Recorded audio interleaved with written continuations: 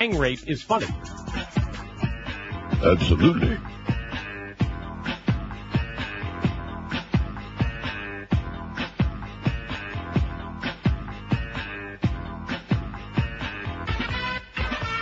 Sitting at home watching Dwight Lauderdale, talking about how bums are stealing 95 guardrail, when suddenly, with a bulletin to dish up, onto the screen came his partner, Ann Bishop. She said, this just in, to Eyewitness News. It's Governor Martinez and the 2 Live crew. We'll have more details coming up at 5:30.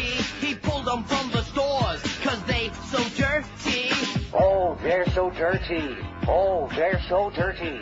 Oh, they're so dirty. They curse all the time. Oh, they're so dirty. So dirty. Oh, they're so dirty. They curse all the time. Bob had heard the album, and he was appalled. He said, thank you, Janet Reno. I'm glad that you called. We've got to take a stand against this dirty rhyme. Besides, it's really close to election time. His Broward judge friend said, I will not fail ya. We'll censor any mention of genitalia. They're selling sex to kids going through puberty. The 2 Live crew, yeah, they so dirty. Oh, they're so dirty. Oh, they're so dirty. Oh, they're so dirty. They curse all the time. Oh, they're so dirty. So dirty. Oh, they're so dirty. They curse all the time. He kicked rapper butt to show he had guts, though most of the people said, this guy is a putz. He rid the land of that noise pollution, even though it went against the Constitution. And what did Luke do during all of this jive? Sold 10,000 more copies at $12.95. He bought a brand new Mercedes. It's really pretty, driving it to the bank, cause he's so dirty.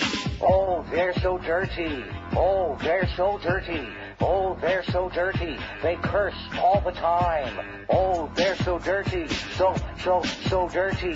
Oh, they're so dirty. They curse all the time. I don't think this president will know the difference between Luther Campbell and Glenn Campbell, do you? Or Campbell's soup. 10:03 at 560 WQAM. Happy Thursday to you. Boy, we've got a full plate today, you know what? I do, although it's half clean now. Thanks to Poppy's for all the food that I didn't get because I'm not there. Right. I'll describe it to you. I understand that George and Josh both had a gigantic mouthful of sausage. Well, I had some pizza. Josh had the sausage. He had a big mouthful of sausage? See. And had a big smile on his puss is what I hear. Indeed. Anyway, we got stuff on that website today because we want to contribute. We want to contribute to our half of the culture wars that continue in America at an escalating pace. That's the likes of which you better take a look at our website today because it may not be there too much longer. We're man in the trenches. Because evidently the way it works in America is that if the FCC doesn't have authorization over something today, Congress will just pass a law, regardless of the First Amendment, and they'll have control over it. I understand they're going to pass a law about private conversations that you have behind closed doors. And certainly magazines that you read, things that you read in your daily newspaper, they're going to be checking that out. And your imagination. Right, and things that you think about that may be a little bit sub rosa, verboten, man, can't do it. And the FCC will come and slap a heavy fine on your ass.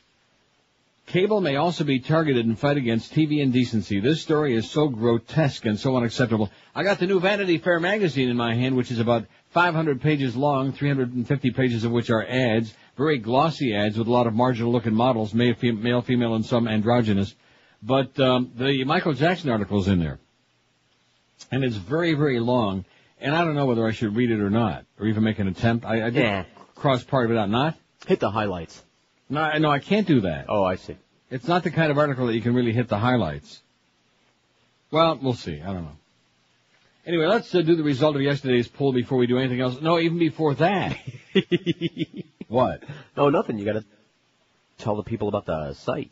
No, before that. Oh. The Joe Rose story. Oh, that. Yeah, well. It's enough to make you scream. Now, Blockhead there, who evidently, too much football without a helmet will get to you, has been doing this 8 to 10 thing for how many months now? About 30. About 30, man. A long time. Has he gotten paid yet? No. A dime? No. A penny? No. Does he have that contract? No. Has he had that meeting with Greg Reed, who runs away from him down the hall every time he sees him? No. No. Now, that's fine. I mean, if Joe wants to continue working for free, we like having him as a lead-in. We like him a lot. It's certainly a nice buffer there between you and him and us and you-know-who. Absolutely. Right. You-know-who. The Momeister. But it would seem that if you're going to be able to, like what I do and Mad Dog does and the Humper, we all agree on this. And I thought the little dog was going to agree with us too, Joe Rose. But it's one thing to agree with it, but you can't take the money to the bank when they don't give you any of it. And I don't want to tell him what to do. Far be it for me. But if I'm working for all of them weeks and weeks and weeks, 8 to 10 or any other time, especially when I got a full-time gig so that I don't need this deal, I would say pay up or bye-bye, I wouldn't just sit around. Well, just maybe he's just too much of a nice guy. You think that could be it? That could be. Or maybe a schmuck. I don't know what the little dog's deal I can is. certainly relate to that. Maybe he just trusts Greg. Oh, yeah. That's one of these days it's a coming. Don't we all? No. I want the money now. Anyway, here's the deal. Yesterday we asked what was the most depressing movie ever made. Before we get to that, if you go to our website today, I promise we won't let you down. Today's picture is Angelina Jolie. Not stark naked, but you certainly get the nips. Indeed. Nippy. Right? So just nip it in the bud. And you better take a look at these pictures real soon, because pretty soon the FCC is that was the next thing they're gonna do. They're gonna have jurisdiction over the internet. Don't ask me how, but they'll figure out a way. And of course, the thing I like about that Dean and Janet Jackson picture is that he's screaming. Yeah. And he's got such a firm hold on that boobie, man. It looks like it's gonna burst any second. That silicone's gonna go spurting right in his face, which would really be X-rated. So you got that picture, you got Angelina Jolie, and then, as if that isn't enough, we've got something on there that'll make you scream. Celia Cruz, man, in all of her glory. Now, I don't want to say that when you see that motion that she's making there, it makes you really believe what I've been telling you for a long time, that she's got that big strap on. Yeah. Because she's doing something there besides exposing that breast. Esa negrita que va caminando, esa negrita tiene su tumbao, y cuando la gente la va mirando, ella baila de lado, bien apretado, apretado, apretado. La negra tiene tumbao, azúcar, azúcar. Exactly. So we got a lot for you to peruse on that website today, and of course take a good look at it. Because like I said, the cultural wars dictate that pretty soon you won't be able to even undress with the lights on. Even just in the privacy of your home, with the doors all locked, you won't be able to do that. You won't be able to take a shower unless you're wearing at least a thong, right? Mormon underwear for everyone. You can sing a thong. Oh, and here's that picture again of John Kerry 100 years ago and Jane Fonda. They're not anywhere near each other, but nevertheless, this is the desperate. There he is. Yeah, there he is way in the back, several rows behind. But there's Jane Fonda. And, of course, the bottom line of this whole thing, which a lot of assholes in the media seem to be forgetting, is Hanoi Jane turned out to be right, and so was Kerry when he came back from Nam, that it was an abortion. To me and make him look bad with that connection is completely false. We were at a rally for veterans at the same time. I spoke, Donald Sutherland spoke, John Kerry spoke at the end. I don't even think we shook hands. 58,000 kids came back in body bags from Vietnam, so who is right now? But at any rate. Hey, wasn't it worth it? What was the most depressing movie ever made, we asked yesterday. We got a long list. This is going to take till midnight to go through all of these. 1,329 votes. I'm not going to read all the results. I'll only do the double digits. I'll start at the bottom. Ode to Billy Joe had 10. Well, Memento had 9. Kids had 9. See, I just can't do it. Go to the website and look at the results. Ode to Billy Joe 10. The Pianist had 11. Nothing like a depressing pianist. El Norte 12. Papillon 12. Beaches 12. Last American Virgin 12. What Dreams May Come 13. On the Beach 13. Bambi 13. Oh, Bambi. Don't do it. Monsters Ball 13, Titanic 14, Full Metal Jacket 14, Cuckoo's Nest 15, Casualties of War and Deliverance 15, Ghost had 15, Love Story 16, with Ryan O'Neal and Ally McGraw and Ray Milland. You figure out who he was yet? No. Love Story 16, Green Mile 18, Looking for Mr. Goodranch 18, Magnolia 19, American History X 20, Pay It Forward 23, Ordinary People 23, Bowling for Columbine 24. A must-see, but depressing because it happens to be true. Saving Ryan's Privates 31, The Deer Hunter 35, Sophie's Choice 48, Midnight Cowboy 50, Terms of Endearment 54, Philadelphia 56, Midnight Express 59, which George said he thought it was a feel-good movie. Sure did. Leaving Las Vegas 60, Old Yeller 68, Brian's Song, even though we spelled it wrong, Brian's Song 107, and Requiem for a Dream wins hand. Well, it was fairly close, but Requiem for a Dream led all the way through and never relinquished the lead like Seattle Slew. 129 votes for Requiem for a Dream. Interestingly, there were 3 didn't have any votes running on empty, Blade Runner and Captain Corelli's Mandolin. So I guess the people that call some of these in, they just ain't got no pewter, right? Right. They ain't got no PC. Or maybe they're just funning us. Or who the hell really cares, right? Does it make a difference? No. No. We don't care because it kills some excellent time. So anyway, to kill some excellent time, go to that website today. Now I got to do the break. Right.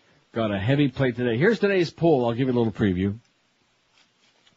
And, see, we got to get a lot of names on this list. We want the audience to fill it in, not us.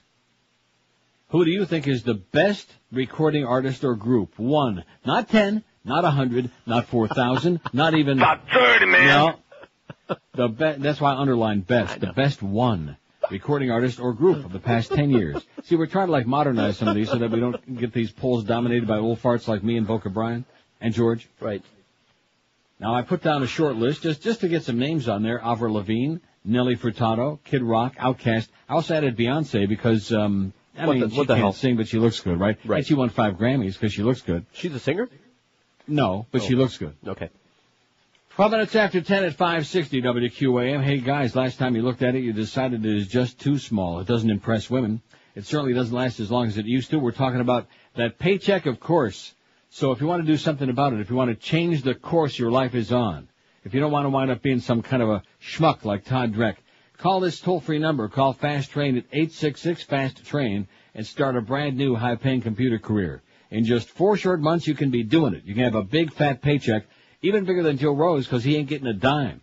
The demand for computer professionals continues to grow, so call Fast Train toll-free at 1-866-FAST-TRAIN. And with 7 locations around town, Fast Train is bound to have one close by you.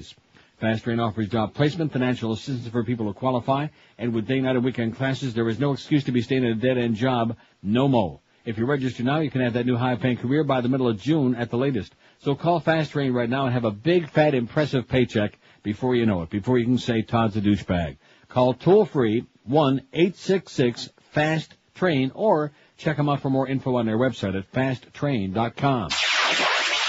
Live and local.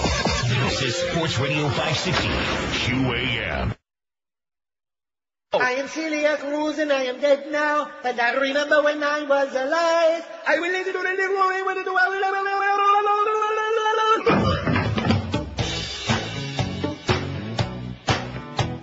Me estoy muriendo aquí.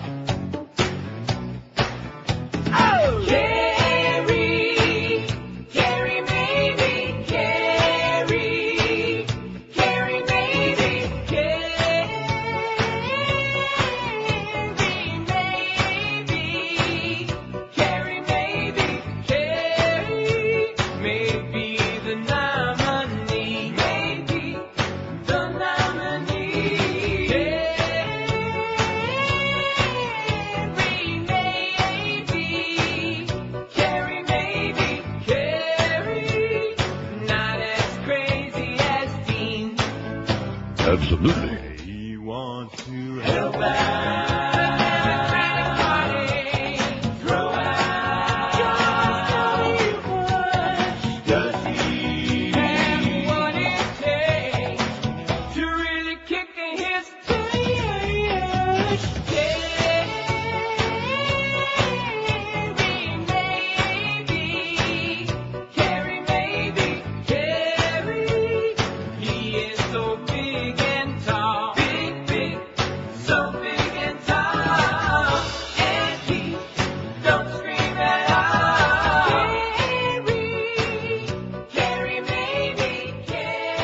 We got 14 entries for our Hot Couples Contest, which is picking up nicely. The deadline for you to submit entries, 2 o'clock tomorrow.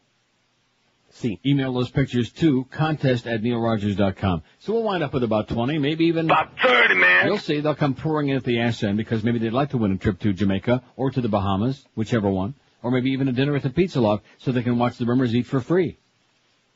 Before we do anything else, this story is just so nauseating. See, we really do have a culture war in America now. Make no mistake about it. And when I said, even George is starting to agree with me, that maybe the Civil War was a bad idea. Right.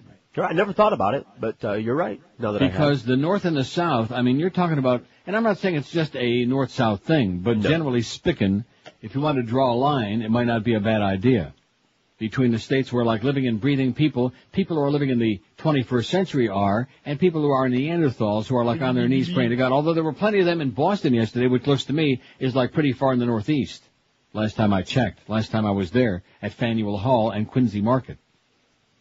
But at any rate, so we got a lot of Bible thumpers all over the U.S. of A. But just generally speaking again, this cultural war between Neanderthal Bible-thumping hypocrites, it's out of control. And all this fury and hysteria, I mean, it's out of its mind is what it is. Frustrated by the profanity and nudity on TV that culminated with Janet Jackson and Justin Tinkerbell's sexy Super Bowl dance. Angry lawmakers yesterday raised the prospect of expanding the fight against indecency on television to cable networks for the first time. Cable. Oh my God. In other words, it's going to get to the point where all of TV, people are just going to be watching tapes and DVDs.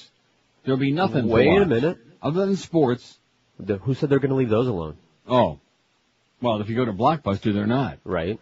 In separate simultaneous hearings, members of the House and Senate told members of the FCC and president of CBS Viacom, Mel Karmazin, that fines could just be the beginning of a new crackdown on profanity and indecency on U.S. airwaves. Most immediately, they appear headed toward passing legislation that would increase tenfold the fine on TV and radio broadcasters that violate FCC's decency rules to a maximum of $275,000 per violation. A House committee is expected to approve a version of the bill today, while senators have introduced their own similar bill. Lawmakers, including Republicans usually wary of government regulation, hypocrites, raised the possibility of getting even tougher, such as passing a 3 strikes and you're off the air law that would revoke the FCC licenses of repeat offenders, which would mean that Infinity would lose all their licenses yesterday. Right? Right. Reformers who focus on network TV are missing 85% of the story because 85% of Americans now get their TV programming from cable and satellite, FCC Chairman Michael Powell said. Of course, what he didn't say is that they have all of these parental controls both on cable and on satellite, so that if parents figure that any program is too hot, too risque, they can, when in doubt, program it out. But, of course, that's not really the point. Oh, what is the point? Censorship. Oh. Senator John McCain, Republican of Arizona, who's rapidly losing it since his cheek swelled up, favored a suggestion by the Consumers Union that Congress require cable and satellite operators to offer a la carte programming in which people pick and pay only for the channels they want. In other words, God forbid we should have basic TV because something might come in onto your TV that you don't want to see, like maybe MTV, for example, something like that. With a bunch of scantily, or maybe one of those reality shows where like a whole bunch of scantily clad people are cavorting around. Right. Almost bare-ass naked. Or maybe even the freaking Playboy channel might come in. Yeah. How do you like that? I like it. God forbid. You better not say that again. Sorry. Say you don't like it. I like it. Congress would change, listen to this. Congress would have to change the rules governing the FCC before the Commission could expand its oversight of cable TV. Because cable is a subscription service that doesn't use the public airwaves. Historically, it's been out of the FCC's jurisdiction. But in the aftermath of the Super Bowl halftime show, there we go to that flap again.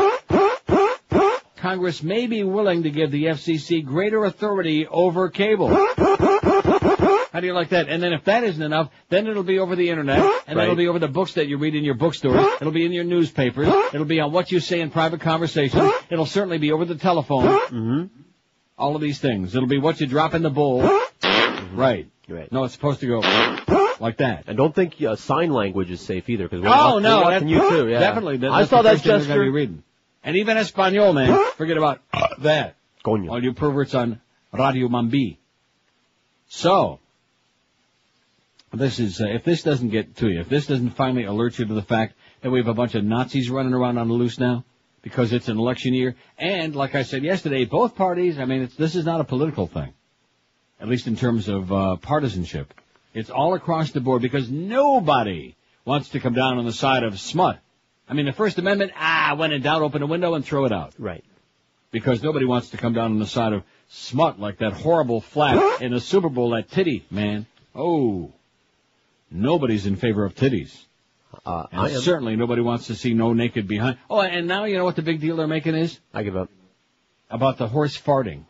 I mean, right. America, grow up already. Get a life, get with it, and grow the F up already. Can you do it? No. Jesus. A farting horse. How disgusting and tasteless. Oh, jeez. Like a bunch of overgrown children. It is pretty disgusting. Innocent people are being butchered all around the world because of our policies. By the way, Lou Dobbs, who I can't stand, but he's been doing a pretty good job of doing these exposés on which corporations are outsourcing these thousands and thousands of jobs so that millions of Americans are unemployed now. Mm-hmm. And last night they took a poll on his show. I checked it this morning. Do you agree with the administration that outsourcing of American jobs overseas is good for the American economy? No, that's what they're trying to peddle us now. No, I know. Just like the tax cuts for the rich are good for the economy. You know, it's going to trickle down your leg. Of the thousands of votes they received on CNN, 95% said no. Only 5% said yes, and those the 5% were probably Chinese getting ready to go back to slaughter some more chickens to get more of those American jobs. I mean, what kind of crap? So they're not fooling too many people, all right, especially the ones who are out of work. They may think they are, but even the American public is starting to finally catch on. They're starting to, as Hines would say, catch up. And, of course, she happens to be Kerry's wife with about $500 million. Ugh. Now, what are we going to do about this poll? We got to add some names to it, which we'll get to after the break. Sure. I'll read like in bits and parts the Michael Jackson thing. Say it's much too long and too ponderous to go start to finish. Say when we should put it up. Put what up? The poll. Oh, we can do it now. Okay. I mean, we got a few names on there, right? What do we got? We got, what happened to Beyonce Knowles?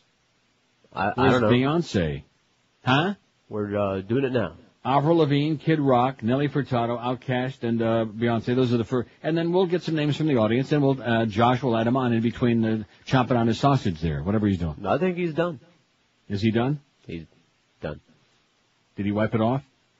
Who do you think is the best recording artist or group of the past 10 years is our poll question today. Past 10 years. Now, if there's a debate on that, I got my little book down here. What? Nothing. Just what did he just do? Just laughing about the funny things that are going to happen. Oh. 26 past 10 at 560 WQAM. Hey, Valentine's Day is just a couple of days away, eh? Hope you guys aren't thinking about giving the same old tired flowers, because guess what you're going to get in return? Not much. So here are 3 words you need to remember. Vermont teddy bear. In fact, just think of Howard Dean, and Vermont will come to mind immediately. Send her a beargram at work. The lover boy bear, the love bandit bear, or the new all-star Valentine dressed like a sports fan. When it gets there, she'll be completely surprised. All of her coworkers will think you're the greatest for sending such an original, thoughtful gift. Then maybe she'll give you the gift that you're hoping and praying for, like maybe a bus ticket to go downtown and get some action. So just call 1-800-829-BEAR, and a friendly bear counselor will help you choose the perfect bear for your Valentine, delivered with a free chocolate in their famous gift box. It only takes 5 minutes to order. Overnight delivery to the home or orifice is guaranteed. I guess we can't say orifice no more, can we? No. Okay. No. So call 1-800-829-BEAR or shop online at VermontTeddyBear.com and send your Valentine the creative alternative to flowers which die and wilt in no time at all. Call 1-800-829-BEAR and be sure and tell them that old perverted Neil told you to call. They'll probably call the FCC. Call 1-800-829-BEAR. Live and local. We're Sports Radio 560 QAM. The heck it is. And the people that call in, they're just like them, like that they're on the, the weeds, and they're high, and I mean, it's terrible. For years that I've been listening to 610, and this here. Terrible. We'll put a stop to it now, though. Thanks, Michael Powell. Slow down, I see a cop about to make a traffic stop. I've got to hide this plastic bag. Can't let him see I'm smoking doobies. All right. Boy, both Brian's going to be pissed. Smoking doobies. Hello, officer, did I turn wrong? No, that's definitely not my bong. Ain't there some way you can set me free? All I was doing was smoking doobies. Oh my God. Smoking doobies, man. I got lots of records, but not with the police. I'm high as a kite and I've got the munchies. Let's go to Dunkin' Donuts, so say can we please? That's what you get for smoking doobies. Ba-da-da-da-da. Smoking doobies. Ba-da-da-da-da. Here's a fax from Gary. Says, could you please add Coldplay to your poll? No problem, Gary. Also, have you watched the South Park movie yet? I heard that. No, not yet. This weekend. This weekend for sure. Let's add some more names on there before we get into this pile of stuff, okay? Because they're not getting a lot of votes because most people don't see anybody they like on there yet. We threw some of the current obvious ones on there during the break. Such as? System of a Down, Linkin Park, Disturbed, etc. Oh, I love Linkin Park. They're great. I voted you for put them, Limp Bizkit on there. You put Limp Bizkit on there? It was Josh's idea. Oh, no. That's okay. I won't get any votes. I voted for Linkin Park. I like Linkin Park. And Josh did too. Well, how do you like that? How do you like that? Oh! 5670560, pound 560 on the AT&T and Verizon wireless line. I'm almost tempted to put Afro Man on there, but I guess not. I love Afro Man. WQAM, hello. Hey, I got an artist for your poll. Yes, sir? DJ Disturbance.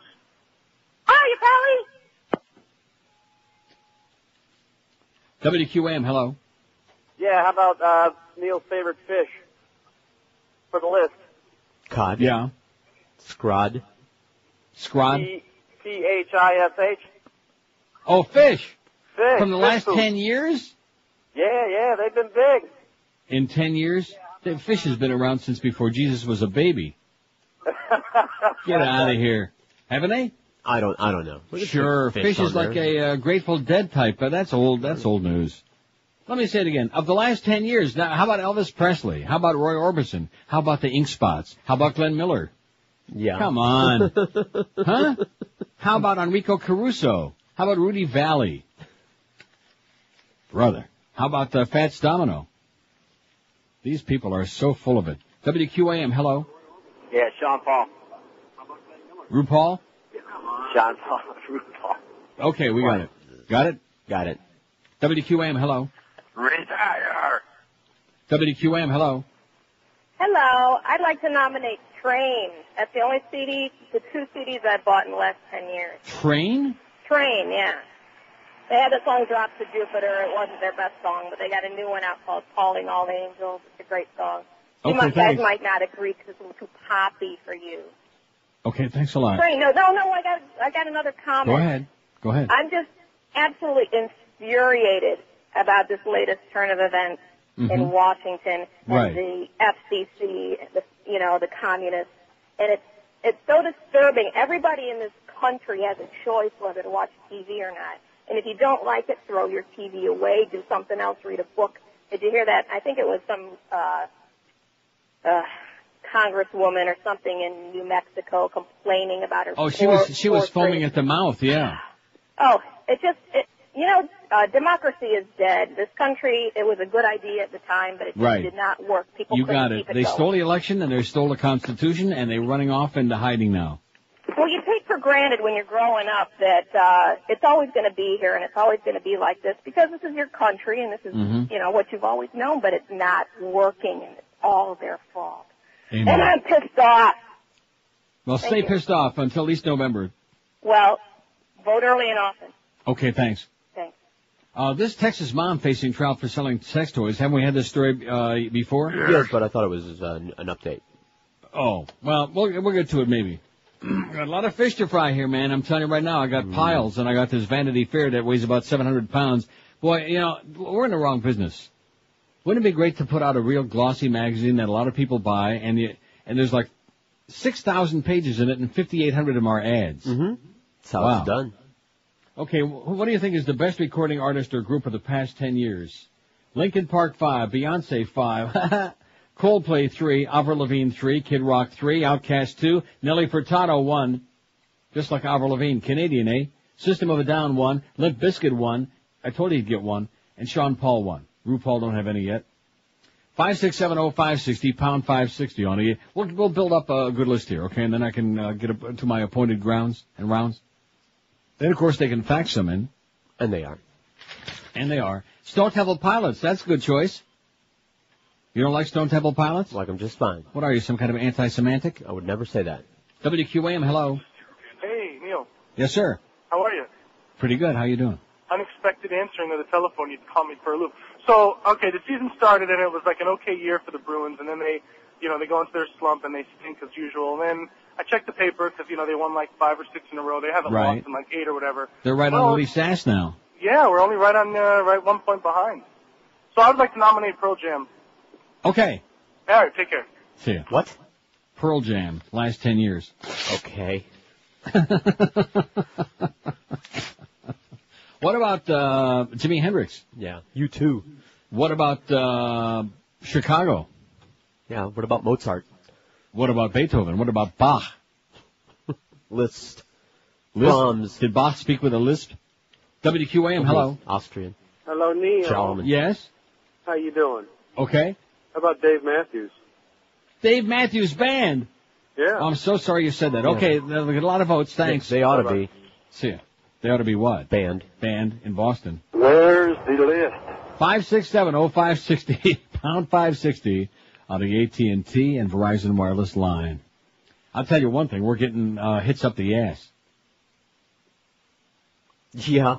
Can I say that? No. Well, no, we certainly are. On our website I'm talking about, we're getting hits up the ass because we got so much stuff on there today, unexpectedly, too. I have a specially Who do we designed want bong to thank for that, for the Celia Cruz thing?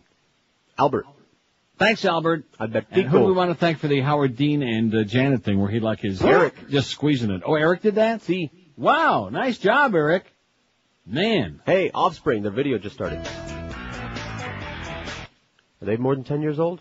Yeah, I guess they are. Yes. Oh, look at that. We're just, we may even break the Janet Jackson records today. Maybe not, but we're just going nuts. WQAM, hello. Hey, Neil, how you doing? Pretty good, sir. I got some news for you, sir. Okay. Okay, the other day I came home from work. I got a 14-year-old daughter. She was on the internet, right? And I get home and I say, sweetie, could you get on neilrogers.com? I want to see something about a poll that you had, right? Mm-hmm. And boom, out pops this read my lips, no more Bush little thing. Right. And she like froze and looked at me like, and this is me. I was like, I don't worry about it. That's just a little, smooth spot. That's all it is. Campaign poster. Right. Yeah, she freaked out that I really didn't, say anything. So then she told all her friends. Now all of Miami Beach Senior High loves your website. All right, excellent. Thanks for the call, man. We need it. For you, and another for the poll today, I say Luis Miguel. Okay. That's the K that meet us, man. Yeah, the last 10 years. Luis just turned 70, by the way. And he's got a big fat ass. 19 till 11 at 560 WQM. If you're thinking of buying a new car or truck, here's the deal. If you want to save a lot of cash, visit this place. You'll love them. Armstrong's Toyota of Homestead. You'll find them on US 1, just 20 easy minutes south of the 836. Armstrong's Toyota of Homestead is worth the drive no matter where you are because they're going to save you a crap load of cash on great new Toyotas. You can't beat their deals. For example, check out these prices. An 04 Corolla loaded, including air that you own, for just $12,990. An 04 Camry with air automatic and more, just $16,990. Need a truck? How about an 04 Toyota Tundra, the safest truck in the country, from just $14,990. And when you buy your new vehicle at Armstrong's Toyota of Homestead, you get a free Sun Pass. This was the first dealer in the area to offer you free tires and batteries for life, so you know they're serious. They mean business. General Manager David Rich and his staff will do whatever it takes to put you in a great new Toyota today. So experience the Armstrong Toyota of Homestead difference. They're locally owned, locally operated, and they're committed to making you a 100% happy camper. Their service department is open late weeknights till 8 to make sure that all the service work is done and done great. You'll find them on US 1 and 293rd Street in Homestead, just 20 easy minutes south of the 836. So if you're fed up, if you headed up to here with those mega dealers who overpromise and underdeliver, call David Rich, Armstrong's Toyota of Homestead GM at 305-242-3247. That's right up to here. 305-24, I can't do it like Brian Cox. 305-242-3247, Armstrong's Toyota of Homestead. Drive a little and save a crap load of cash on that great new Toyota. Live and local. This is Sports Radio 560. QAM. 38. A game to remember. And now, you can relive all the bouncing, jiggling, eye-popping action with this commemorative video from Sports Irritated. It's Super Bowl 38, showing some pigskin. You'll see all the game's highlights and lowlights, like Justin Timberlake's personal foul on Janet Jackson. That's gotta be illegal use of the hands. Oh, my. When you order Super Bowl 38 showing some pigskin, you'll also get... Oh, what's this? A streaker for doctor. I've never seen an end around quite like that. Ooh, disturbing. Sports Irritated brings you a game for the ages. But not all ages. Every drop of sweat, every bit of hot action, every tight end. And, oh yeah, there was a football game in there somewhere, too. Order now, and you'll get even more Super Sunday Pigskin in this free bonus video, Richard Hatch, Survivor All-Star. Just gonna keep shaking things up a little bit. Sports Irritated, Super Bowl 38, showing some pigskin. We put the triple X in Super Bowl XXX, VIII.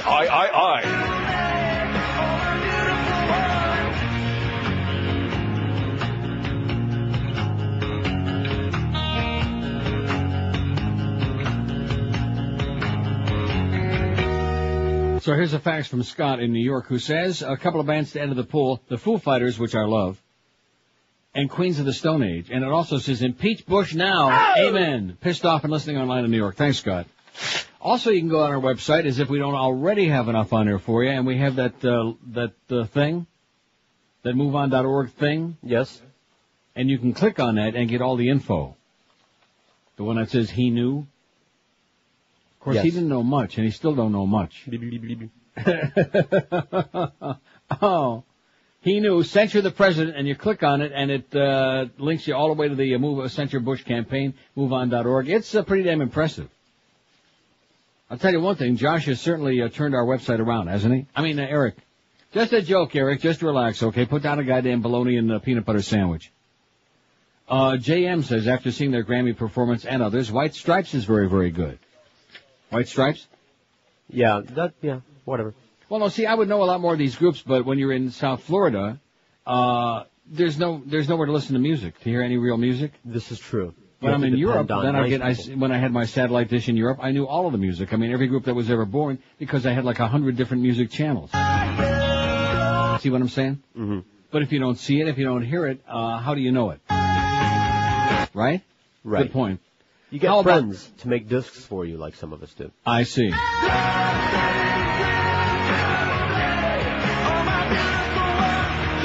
Well, John makes all kinds of discs of that European music for me, and I put it in the car, and I listen to it, and I love a lot of it, but who the hell knows whoever saw it. See, unless you see the videos, you know what I'm saying? Right. Nora Jones, somebody says, it's a little mellow for my taste, but still outstanding, says Frank. 15-year listener. Thank you, Frank. Nora Jones, who never stole a freight train. 5 votes already. Does she really? She really does. What about Grace Jones? Oh, I'm sorry. Rick says, good morning, let the Republicans keep, look at this, excoriating. I think you meant excoriating, Rick? The president, one of the biggest corporate contributors to the Republican Party, talk about shooting yourself in the foot. Viacom can pull all their money and give it to the Democrats. I'll bet you $1 million that the bitch that was foaming at the mouth will not run again as a Republican. They'll find her a nice little office job in Iceland as the assistant to the assistant secretary. You won't hear from her no more. Don't want to be a chronic faxier, but no one has brought out this point. Oh, well, now you have, Rick, whatever you're talking about. He must be talking about that bitch from New Mexico, the one that was just hyperventilating and what you did, and you knew it, and you put this on anyway, and all you care about is ratings, and and taking money and fattening up your wallet. Not like them. And she was quavering and shaking and foaming at the mouth and other body parts. It was incredible. All over that. I mean, grow up, America, please.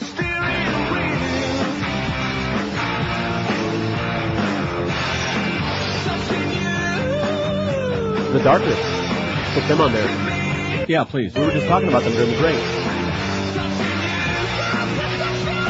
Well, see, that's because I'm watching much music, which I know this is an incredible concept, but they actually show videos. We don't get much. We don't get much music down here. Pun intended. No, you don't. In fact, what do you got? You got MTV and MTV2, and what else? VH1. Well, which VH1. Sometimes has some good shows and retro stuff, but that's retro stuff. Some of that old stuff like right.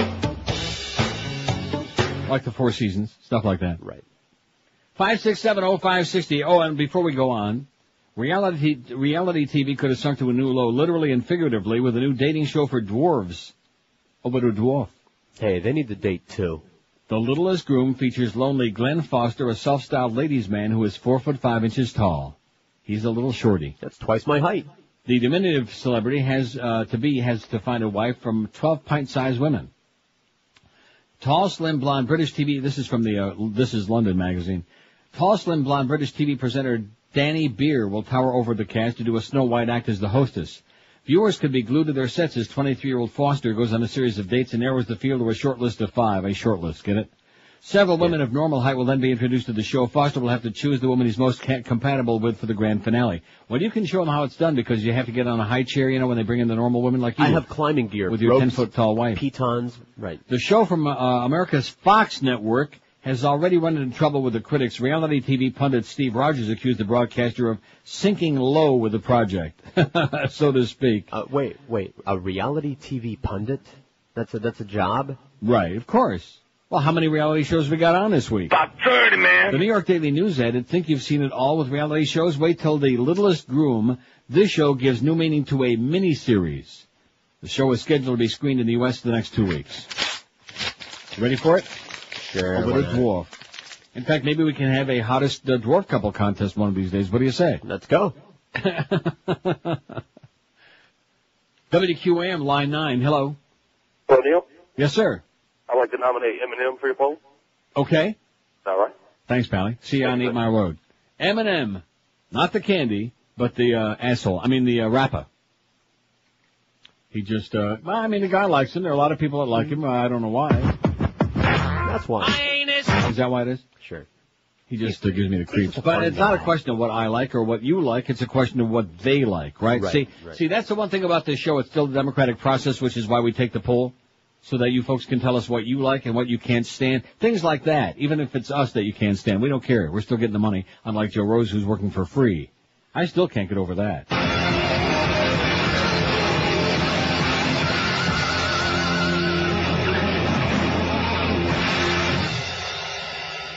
How do you like that music on TV? Wow. Although I guess after these hearings finish, we won't be able to have that no more. Only Bible music. Because and Jesus music. Only approved Jesus songs. Jesus loves me, yes he does. So take off Lori Hibbert because she's the buzz. Anyway, ex-officer says Bush's file details cause concern. I got a whole bunch of stuff on that. Do we want to talk about that? Well, maybe a little later. Steroids indictments likely. Barry Bonds trainer, he's in deep crap. Bible lessons these clergy forgot. Oh, don't let me forget. Maybe I'll save the Michael Jackson Vanity Fair thing for tomorrow. Or I'll just read a little bit of it today, because this article by Derek Z. Jackson, who writes for the Boston Globe, it's just too good to pass over. Did he say pass over? Sorry. Bible lessons these clergy forgot. And of course, they're having a big hysteria in Boston now about the gay marriage thing. And what a lot of people don't seem to understand is it doesn't really make any difference what the Massachusetts legislature does, because the state Supreme Court there has already said that civil unions, calling it other names, calling it Hey Pally, that ain't going to cut it. Call it Fred. Right. That's not going to cut it. And that nothing short of equal marriage rights is going to, so they can pass all the laws they want. They can have all those crazy Bible-thumping idiots out there. I was reading one article about how a lot of these people are like falling on the ground with their hands, praying to God, all these religious nuts about how sodomy and Gomorrah is going to come back. And I was thinking of Edna Wallace on Passions, Oh, angels! She's always falling on the floor, putting her hands together. Oh, angels, And of course, she's a crazy person. So you see the connection there? Religious nut, crazy person, same people. Redundant. Right. WQAM, hello. Hey, what's going on? How you doing, Pally? I'm doing okay. Well, I love you. You picked me up, and I'm standing here. I got something to say, actually. Go ahead. You know what's really frightening to me? With all that's going on in the world right now, with all this stuff about the Janet Jackson, this cultural war we're going to get into, right. The Democratic candidates are running for cover. They're not talking about it. They don't want to bring it up. They're That's just right. as afraid of the Christian crazies as the it. Republicans are. No one's got the balls to stand up and say, hey, wait a minute. The only people who have the balls to do it are people like Michael Moore, who aren't running for public office. And why not? That's a good question. Why won't he run for office? Why won't those people, like the Ed Asners and the Michael Moores, why don't they stand up and put their beliefs out there and run for freaking office. They run their mouth, but they don't do anything about it. Yeah, but you realize what they would do to Michael Moore in 10 seconds, man. They would just discredit him and, oh, well, he said this and he said that. He's too far over the, now listen, he's way too far over the edge for mainstream America at this point. Well, yeah, but you know what, though? There's a certain level of that, though. Okay, just because on the religious front, I agree with you. He is not over the edge on that part, but on some of his other beliefs, yeah, he's over the edge. But the bottom America's line not ready for Michael Moore yet. I sure as hell am, and you are, but America's not. Well, the problem is not so much the aspect of what Michael Moore believes as far as his religious belief. Okay, it's the overall picture. It's the part of the conservative party, you know, and this whole country is based on this. You know, we're still so. I can't believe how anal we really are as a country when this whole thing has happened. How backwoods. You would have thought that a couple had intercourse on the stage in the middle of the Super Bowl, and that CBS kept focusing on it and then promoted it for repeat next Sunday. I mean, the hysteria is unbelievable. It's scary. And I, like I said, I consider myself to be conservative when it comes to my political beliefs. But the problem is that when stuff like this happens, you go look and say, oh my God, I got to get out of this party. I need to vote somewhere else. There's nowhere to run to because they all are sucked into it. Well, let me know when you find one.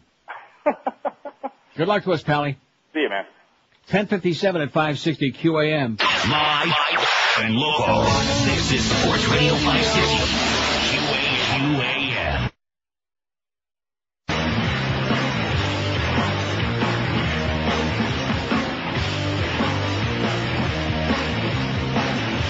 Oh, we can't show those pictures of Hitler flying over the crowd. I hear you on the radio. You permeate my screen. It's unkind, but if I met you in a season fire. And you know what he said to the crowd? You understand the Gestapo keeps track of everyone. Roll another blunt.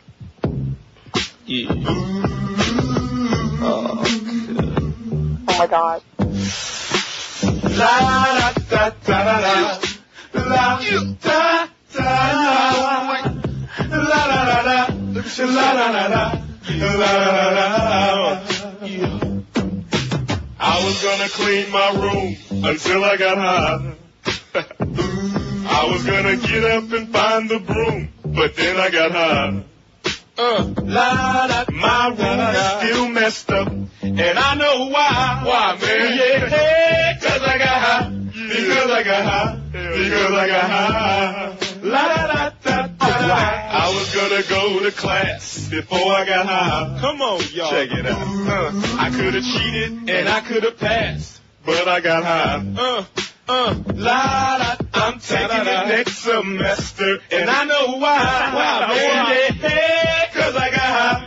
Because I got high. Because I got high. Go to the next. Go to the next. Go to the next.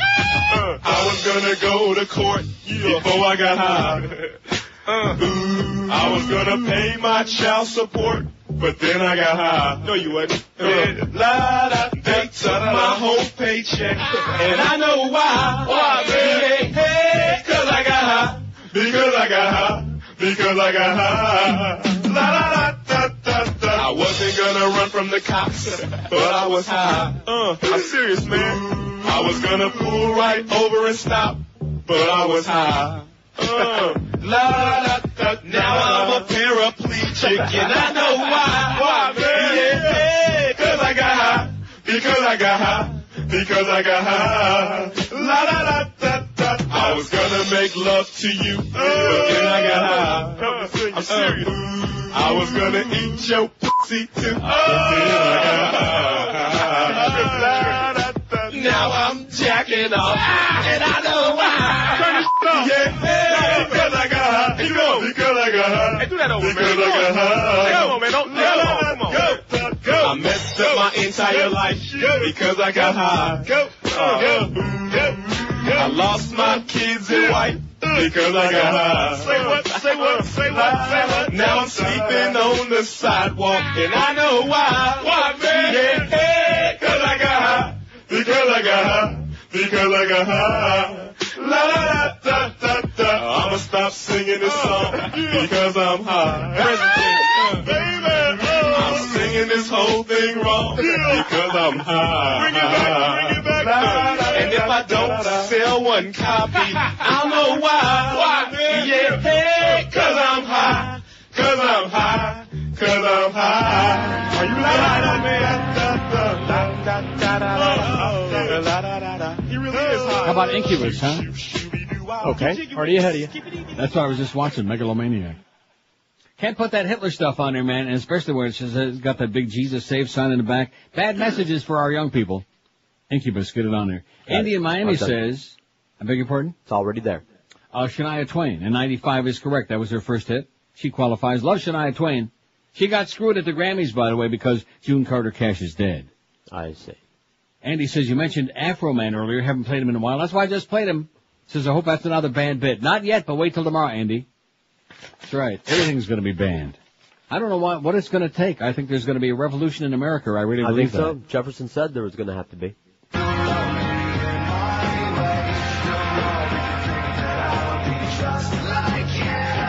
Who's the best recording artist or group of the past 10 years? That's what we're asking today on NeilRogers.com. Dave Matthews Band, unfortunately, is leading 24. I said they get a lot of votes, and they are. Outkast, second place, unfortunately, with 19.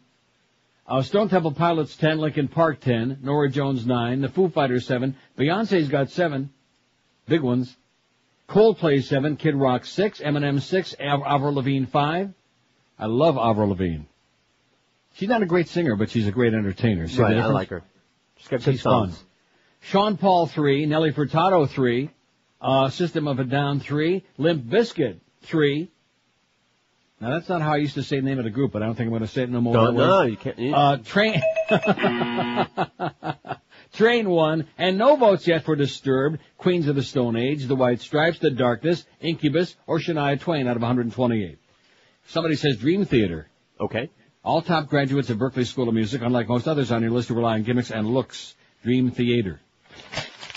Elmer says they probably won't get any votes, but the best band to come out in the past 10 years is Interpol. Are you making groaning sounds? I was doing Elmer, because you said Elmer says. Oh, what a dwarf.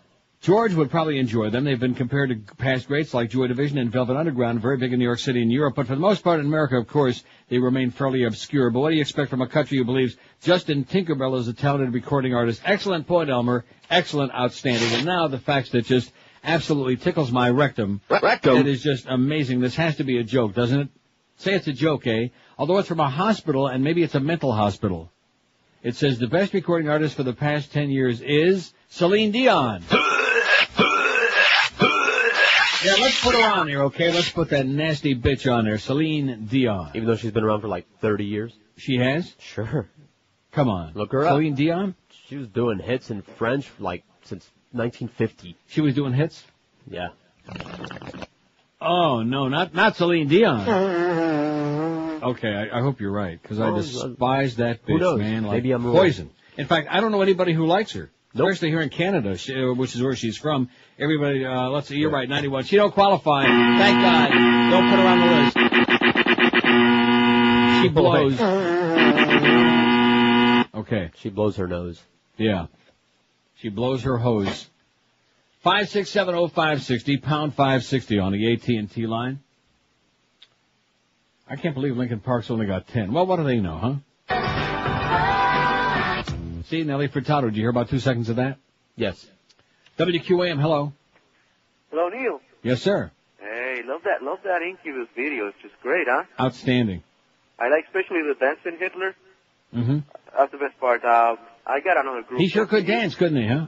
Yeah, it was pretty funny. And the funniest part is he was doing Kazatsky. El Duce was in there too, so that makes it even better. I would like to propose Tool. Okay. For the best. I noticed you paused there because you thought I'd probably hang up. Go ahead. In the past 10 years, Tool. Yes. That's the best group in the last 10 years. Well, we can say it. We'll put it on there. Nothing comes even close. Okay, see ya. Tootsie. See ya. What do you say? Tool. Oh, Tool. He didn't articulate very well, okay? Well, you know how that goes. Tool. He kept saying Tool. As a okay, we got your Tool right over here, man. We got it on there, right? You got it on? We got the Tool on there. You got your tool. 5670560. Used to work for a guy named Bill Tool. Remember when he called in the IOD that day? No. Long time ago with his checkered pants. He's the youngest guy I ever knew who wore checkered pants and occasionally lime green pants on a trade-out, of course. 5670560, pound 560 on the AT&T line. QAM, hello. Hey, Uncle Neil. Yes, sir. There's an excellent group out there in the last 10 years called Angel Dust. Basically a European HRHM group, very much like Deep Purple, the new millennium. Really? Excellent. Okay, we got it. Thanks. All right, thanks a lot. Bye-bye. You got your angel dust? Yeah. Don't let Greg find out about it. He'll steal it. 5670560, pound 560 on the AT&T and Verizon wireless line. Any other entries coming in for the Hot Couples contest? We got 14 or 15 already. We're doing pretty good. I sent you off a couple more since the show started, I think. No, you didn't. Okay. I just checked the one All that right. you sent me, and I already had seen it, so I don't think you sent me anything like brand new. Eric he's like light years ahead of you. He's like, don't ask me how. WQAM, hello. QAM? Neil. Contest line, yes, sir. Hey, how about Radiohead, man? Radiohead. See. Okay. That's Good like, choice. Righty. Thanks, Pally. Yep. 567. I'll tell you what, let's just put on much music and we'll play all the music all day. All right. That's the only way people in South Florida are going to hear any good music. You sure won't hear it on FM in South Florida, will you? No. The worst crap, I know we've been through it a million times.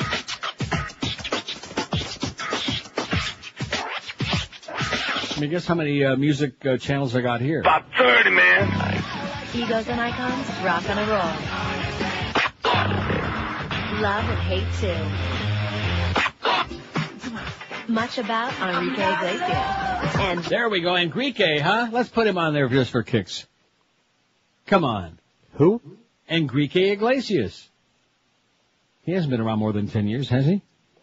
You tell me. Nah. Enrique? He just turned years. 15 for crying out loud. Now, I think Enrique hasn't been around more than that. Although I played his stuff on IOD, didn't I? Yes.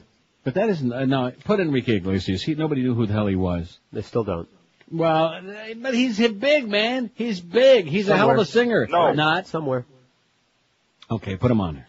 You'll see some of your people will vote for him. Some of your some of Maricones. your people. Some of those Maricones, people that are right. busy drilling glory holes at Westland in the tea room at J.C. Penney's all day. That's right. There you go. You're psychic. That's it. You got it. Just your thumb on it. Nothing. Always a good idea. All you kids out there listening in all those high schools because you want to see those naked pictures on our website. Always a good idea to have a portable pneumatic drill in your back pocket, just in case. Right. Battery operated. 12 minutes after 11 at 560 WQM. It's the last mortgage you'll ever need. It's the only one mortgage from Financial Group. The benefits are absolutely. Increíble. Absolutely. That's right. You pay zero closing costs, zero application fees, zero credit bureau fees, zero discounted points. Get yourself that new unbeatable low interest rate of just 1.25%.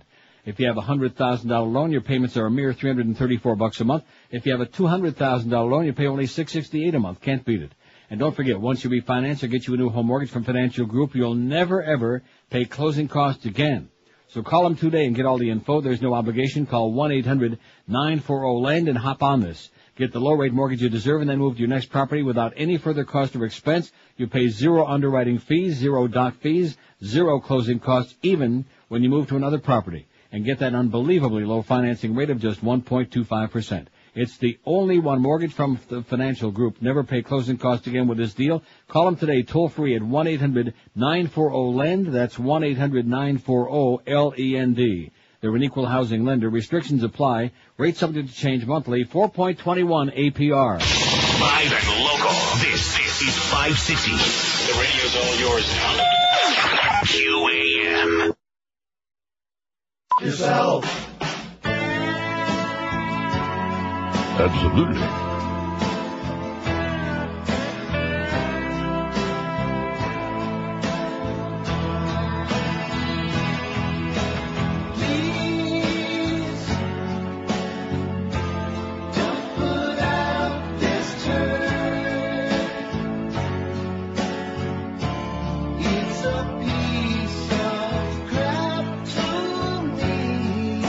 Absolutely.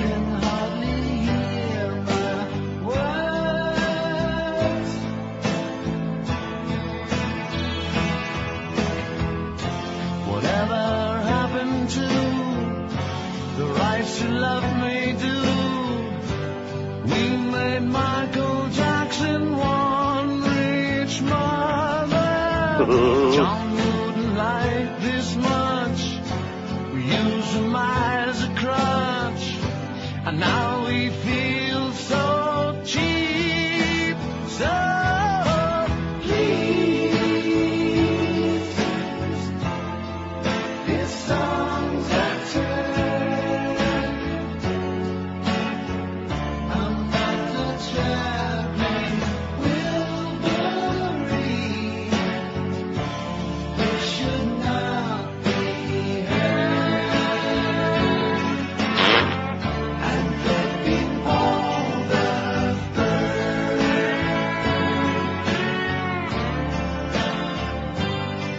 You turd. Turned out like a piece of crap.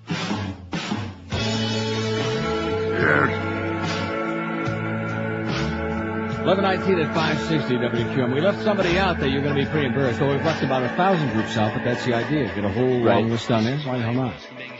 I'll give you a clue who we left out. I know you like this group. You and me, baby, doing it like in Wisconsin. And please don't tell anyone that I am your cousin. You and me, baby, let's do it like the Kennedys. I'll drown you in my goo like Mary Jo Kopechne.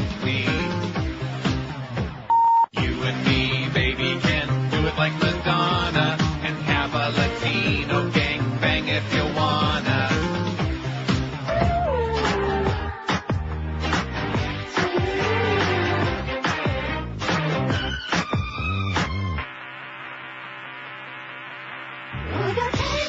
The hell's this? Prince? It's Britney. She's Britney. toxic. Too much music isn't putting it on like 2 o'clock in the morning. Holy crap. She's not only toxic, she's just about naked. You haven't seen this video? No, not yet. Down here south of the border. Woo! Set your alarm for 1 a.m. All right. It's getting late to give you up. I took a sip from my devil's cup. Slowly taking over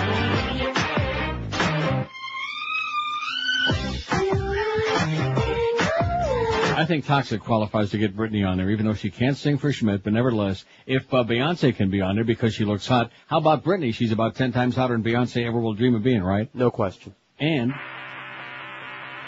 you really haven't seen this video, and of course, where will you see it except on Much Music? Exactly. She is wearing nothing. My favorite. She's wearing like silver glitz on her body, like a little glitz, and then some glitz on her ass. No, it rhymes with glitz. Gives me fits. Schmitz.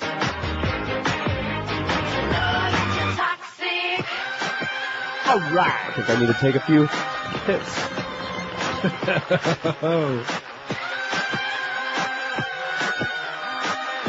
At any rate, even I'm amazed by that. It's 11:21 at 560 WQAM. You watch CNN in case the world starts falling apart. I'm going to watch all the now I'm on the limit date. It's Bikini Week.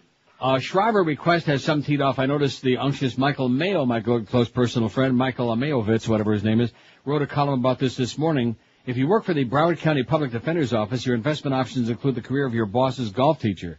Public Defender Al Schreiber is asking his 167 lawyers, clerks, secretaries, investigators, and other employees to invest in the future of his daughter's boyfriend, Craig Pauling, by helping him to play in the National Golf Association Hooters Pro Golf Tour. Speaking of Hooters, Pauling was also helping Schreiber polish his game as well-known would-be golf champion who's played on the Golf Channel show The Big Break. In an email message sent to his staff last week, Schreiber asked for a minimum of $100 from each employee and is seeking a total of $50,000 to help keep Pauling on the road for a year. He signed the message, The Boss Man. Schreiber denied that he was forcing his employees to give Pauling money. I'm doing nothing wrong. I told everybody if you want to participate, fine. If you don't, fine again, Schreiber said. I view it as an investment because he would be inclined to share any winnings. Right. Wow. It's, Now, here's what I'm going to do with the Michael Jackson thing. Let me take a couple of more calls quick. Okay. And I'm going to read like a section at a time. It's just too long in Vanity Fair, but you got to hear it. I trust me. All right. WQAM, hello. Hello. Yes, sir. Yes, is this WIOD? WOFF. All right. Whatchamacallit? Tool and Stone Temple Pilots need to come off. They're too old. They're too old? Yeah, they're too old. They got to check the production dates. I think they're like 92, 93. And my vote would crap. be... Yeah. And my vote would be for Poison the Well. Poison the well? Poison the Well. That's what I just said. Poison the well? That's correct. Okay, thanks, Pally. Thank you, bud. Okay. See, got to take off those two Stone Temple Pilots. We'll take it too off. old. Huh? We're taking them off. Take him off. Take him off there. This guy knows his crap. That's pretty obvious. He knows this is WIOD. That's right. Oh. And we're That was adding great. Michael Jackson's favorite band, Boys in the Well. I see. WQAM, hello. Neil. Yes, sir. Shakira. Shakira's great. We love There you Shakira, go. man. Oh, love her. See. Even I'm obsessed with it long before you ever heard of Shakira. How do you No, like that's that? not true. That is true. Nope. No, that's right. You liked her stuff that wasn't a big hit. That's right. You liked her Spanish. I had bought both her Spanish language records because I was so obsessed. See. Okay. Anyway, I better do it now. Michael Jackson refers to white wine as Jesus juice and red wine as Jesus blood. He prefers the juice and usually drinks out of a soda can so that nobody will know he's consuming booze. In and out of rehab over the years for addictions to Demerol and morphine, the king of pop also habitually gulped down soda cans of wine, especially when he was on airplanes.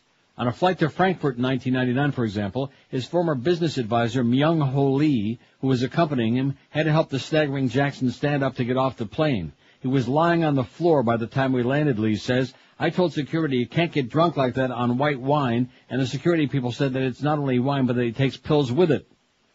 The incident may be telling because in January, Michael Jackson was arraigned on 7 counts of child molestation and 2 counts of administering an intoxicating agent with intent to commit a felony between February 7th and March 10th of last year at Neverland, his 2,700-acre ranch near Santa Barbara, which he's converted into a mini Disneyland for kids. The boy in question in the case, a cancer victim who was 13 at the time, alleges that Jackson gave him wine in Coke cans on a flight from Florida in February 2003, right under the nose of the boy's unsuspecting mother. The boy knows Jackson's names for red and white wine, which Lee says only his inner people know, adding that it tells you the boy spent quality time with Michael. The boy and his siblings, however, have said that all the kids around Michael knew about Jesus juice and that he told them Jesus drank it, so it must be good. Lee says he's not surprised at the boy's allegations. Lee was with Jackson in Tokyo in 1998 when Jackson announced with great fanfare a new venture with a Japanese consortium to open 3 theme parks and a chain of stores called Wonder World of Toys that would stretch across Japan. The project failed almost immediately, according to Lee, because of what happened to the 13-year-old son of one of Jackson's Japanese partners. During this time, Michael took the boy to a theme park one evening. One of Jackson's people gave Michael 3 soda cans full of Jesus juice. Later that evening, the boy became sick. Security informed me that he appeared drunk when he came back, and his father was very upset. In the current case, the trip the boy and his family made to Florida coincided with the airing of the British documentary on ABC last year, in which Jackson, now 45, told interviewer Martin Bashir that there was nothing wrong with sharing his bed with little boys. It was a very brazen thing for Jackson to admit, given the fact that in Los Angeles in '94, he had to pay $25 million to Jordy Chandler and his family in order to settle a civil suit in which Jordy, then 13, charged that Jackson had masturbated and filleted him during their relationship, which ironically also included a trip to Florida. Similarities in Michael Jackson's modus operandi between the latest bizarre scandal and the one that preceded it abound, right down to the tactics of intimidation and the controversial use of the Nation of Islam for security. In 1993, armed members of the tough South Central L.A. gangs, including the notorious Bloods, were transported to Neverland. The employment of these toughs was said to have sent a strong message to Neverland employees who might have considered cooperating in the Jordy Chandler investigation, not to mention the subliminal message it gave out to other boys and their families who might have been thinking of coming forward. When 70 members of the Santa Barbara County Sheriff's Department and DA's office, including a team of forensic experts, invaded Neverland last November 18, while Jackson was in Vegas, they had already spent 5 months investigating the child's allegations. Although Jackson was reputedly taken by surprise, cops with search warrants also went to the homes and workplaces of Jackson employees, and a private investigator named Bradley Miller, his high-powered and expensive criminal attorney, Mark Garagos, had already been on the case since February, a curiosity in itself, since no criminal charges had yet been filed. And that's enough for right now. It goes on forever. Wow. It'll make you puke. That's all I can tell you. It'll make you very angry and make you puke and realize that it's all just what you think it is.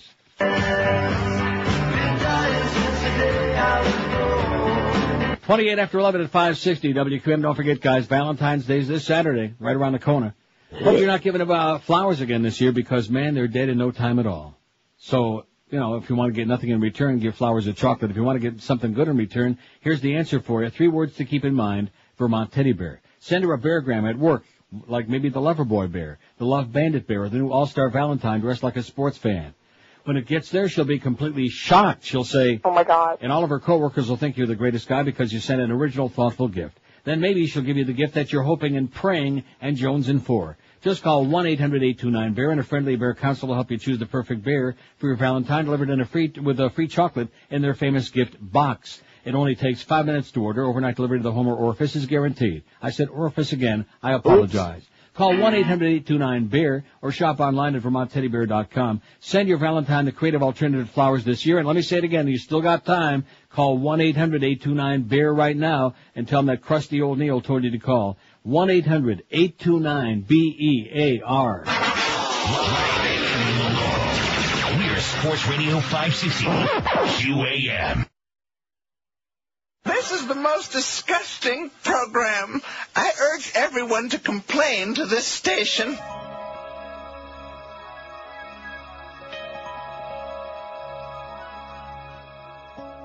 You have just wasted your vote again.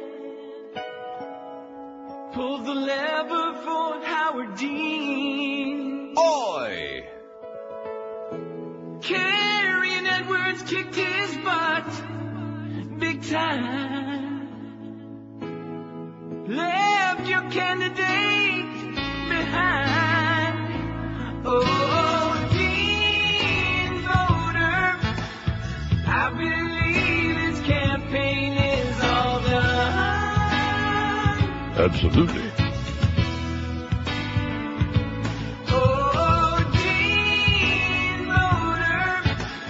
Barely even beat John Lieberman. Oi! He was flying high before Iowa. And then he grabbed that mic and screamed. That's when he scared everyone away. I think we can forget Howard Dean. Yes. Oh, Dean voter, who will you vote for now that your guy is through?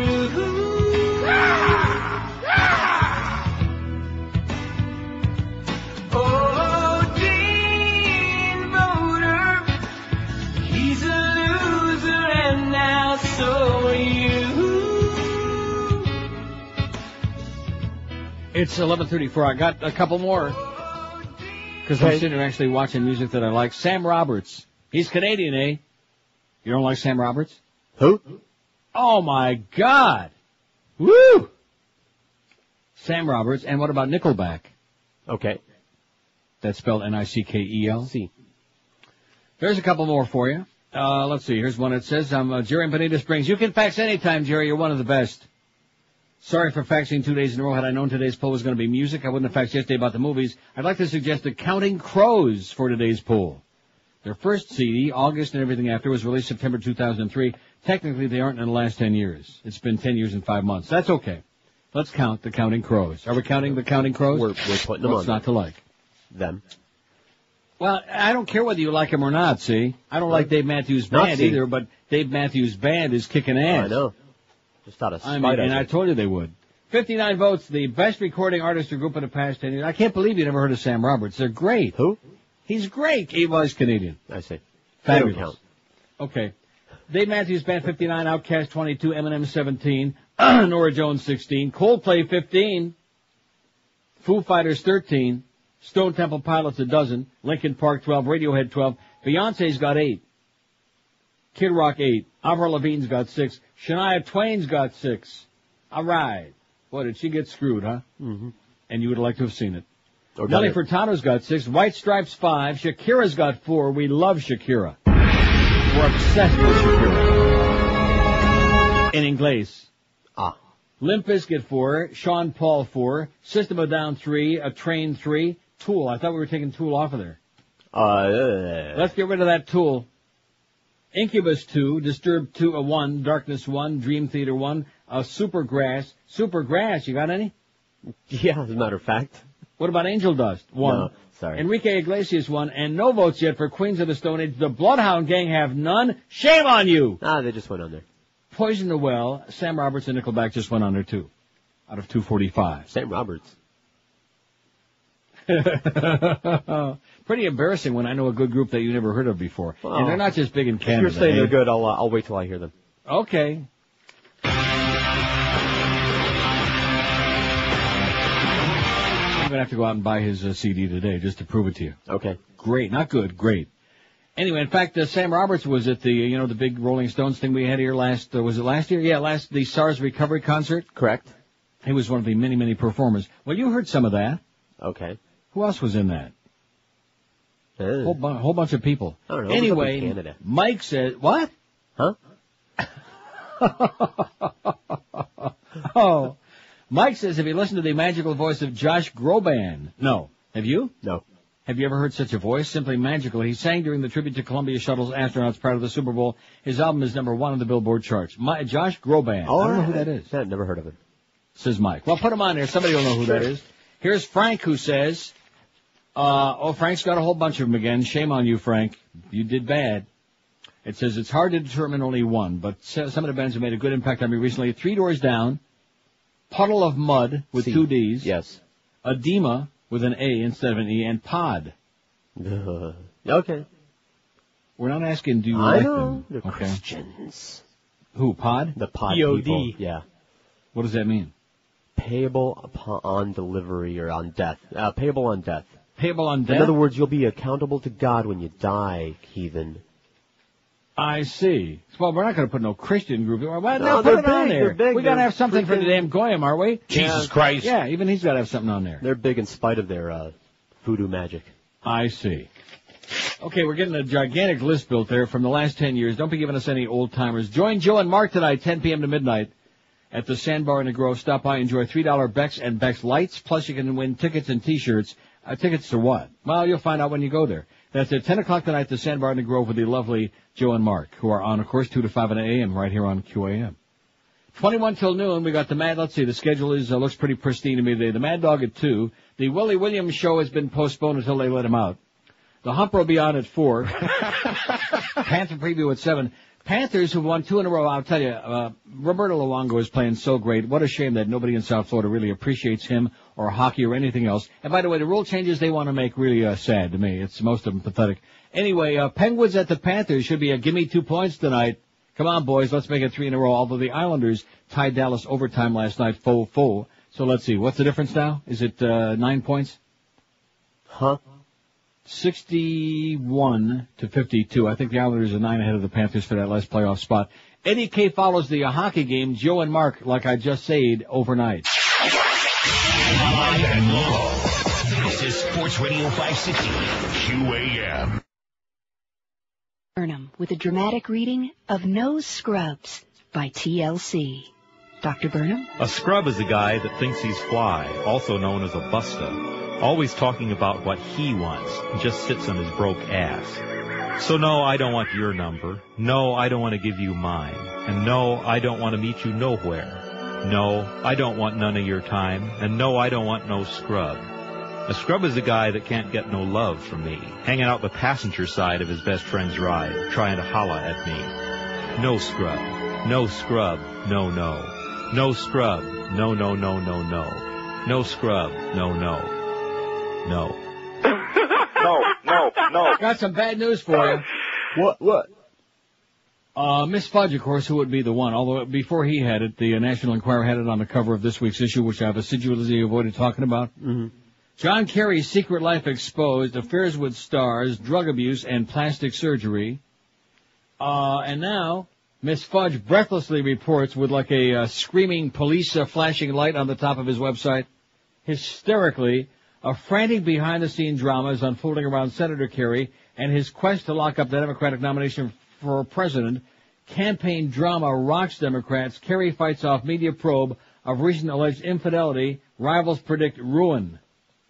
You ready for that? No. You ought to take a look at this thing. He's got the light flashing like a lunatic, like somebody just stuck a hot rod up his rectum. And I'm sure it wouldn't be the first time. You ready for that? No, I'm not. In an off-the-record conversation with a dozen reporters earlier this week, General Wesley Clark plainly stated Kerry will implode over an intern issue. Kerry commotion is why Howard Dean has turned increasingly aggressive against Kerry in recent days, and is the key reason why Dean reversed his decision not to drop out of the race after Wisconsin, top campaign sources tell the Fudge Pack report. A serious investigation of the woman and the nature of her relationship with Senator John Kerry has been underway at Time Magazine, ABC News, The Washington Post, and the Associated Press, where the person in question once worked. Ready for that? No. So here we go again. Time to get your passport, boys and girls. Wow. Just breathlessly with lights flashing and with just foaming at the mouth. How much did Richard Mellon-Scape pay you for this one, baby? Huh? Just plastering it. I hope his girlfriend there in New York, I hope she's really proud of him, you know? Psychotic bitch. Fag hag. Yeah, here it is in the Inquirer. Like I said, I didn't bother with this. Should we take a peek at it? I got some more bad news. All of a sudden, everything was looking so great. Yeah, Stop. The facts you just sent me? Yeah. Horrendous news. U.S. Representative Robert Wexler, Democrat of Boca, filed a lawsuit. Well, his lawsuit seeking to require electronic voting machines to produce a paper trail was dismissed yesterday when a Palm Beach County judge ruled he did not have standing to sue. He had filed a lawsuit against Florida Secretary of State Glenn Hood and Palm Beach County Supervisor of Elections Teresa Lepore, the unctuous one, claiming the use of machines that don't produce paper duplicates of the voter cast violates voter rights. Without that paper trail, a manual recount isn't possible, Wexler argued, but Circuit Judge Karen Miller ruled yesterday that Wexler didn't have the standing to file the suit, and since he couldn't prove either as a citizen or public official he had been hurt by the voting system, Wexler's complaints would be better addressed through the legislative remedies, her office said. How do you like that? I don't. Nauseating. Let's see, David says, couldn't get through yesterday, want to nominate Elephant Man as the most depressing movie ever. Good choice. Yeah. For today's poll, Infectious Grooves, says David. I am not an animal. Best band in the last 10 years, easy, Wilco, says somebody else. Roger. I beg your pardon? We got it. Now, where the hell is the John Kerry stuff? During the next break, I'm going to have to go through this stuff, because evidently it's on the verge of bursting loose. Now, isn't that going to be embarrassing and humiliating? What do we do now? What do we do now? Punt. Lone Ranger. We drop back 10 yards, and I guess we just punt. That's with a P. Don't get nervous. Don't turn us in. I said punt with a P. I can't find the, maybe somebody stole it all out of my Inquirer. Oh, no. I sure as hell am not going to go over and, here it is. Wow. John Kerry's secret life, the plastic surgery, the marijuana use, the affairs with stars. First wife Julia Thorne admitted she's led a lonely life and contemplated suicide while she was married to Kerry. His conquests allegedly include Dana Delaney, Morgan Fairchild, and Catherine Oxenberg, and there were many others. John Kerry is so vain that one former girlfriend says he always wanted to make love where he could see himself in the mirror. That's the telling revelation of a political insider who spoke to the Inquirer as part of an in-depth investigation of the Democratic presidential frontrunner's colorful and controversial secret life. While Kerry has worked hard to nurture a straight-arrow war hero image, the Inquirer probe has uncovered shocking details about the senator. He's an admitted pot smoker with an eye for the ladies and has dated, I just got through telling you who. He fooled anti-Vietnam War demonstrators into thinking he'd thrown away his military medals during a protest. He's had plastic surgery at least once. Well, who cares? Although his Irish-sounding name has served him well among his many Irish constituents in Massachusetts, he's actually from Jewish roots. Uh-oh. Oi! Voters will be amazed to know about the real John Kerry, said a source in Washington. He is not all that he appears to be. And the political insider who's followed Kerry's career for years said he's coming with a lot of baggage. He's so vain, the first time he took Hollywood star Dana Delaney home, his big move was showing her video clips taken of him in the Navy while he was in Vietnam. She never went out with him again. He dated Morgan Fairchild and Michelle Phillips, and they both donated to other Democratic candidates in this year's election. What does that tell you what they think of him now? In other words, other candidates running against him? It says Kerry could compete with Bill Clinton as a womanizer. Well, guess what? Seems to me Clinton won 2 terms, didn't he? Right. Between his two marriages, he was notorious for hitting the singles bars in Boston and Washington with a posse of wealthy friends. Kerry. Yeah. Even after he was married, a gorgeous 22-year-old blonde was spotted leaving his Boston townhouse in September 98 while his wife was in Nantucket. Oh, and I got a great line for that, but not the way things are going right now. But just let it go. Earl says, India Ari. Kind of in the Sade mode, folk so. Don't get a lot of radio play. I suspect her music is too deep and thought-provoking for today's studio artiste. I mean studio product, says Earl. Okay, Earl, you got it. Laura J., who's a little bit testy about our poll today. A little bit foaming at the mouth kind of, Laura. Just calm down, Laura. Please qualify what this statement means. Who do you think is the best recording artist or group of the past 10 years? Is that a complicated question, you think? I understand it. Low fare is even lower. Pardon? It says, I just thought it was music on there. It was a spot. If you look at Billboard, you'll see that Celine Dion is one of the top recording artists of the last 10 years. Her career began to peak after her Titanic hit My Heart Will Go On in 1997 and skyrocketed after that. That's well within the last 10 years. Now, if you meant to say, who do you think is the best recording artist or group whose career began only in the past 10 years, that's entirely different. Well, of course, that's obviously what we meant. See? Right. Obvious. We shouldn't have had to say who began only in the last 10 years. Who do you think is the best recording artist or group of the past 10 years? That's pretty obvious. We're talking about newcomers. And we've made reference to that how many times each hour? About 30, man. Laura?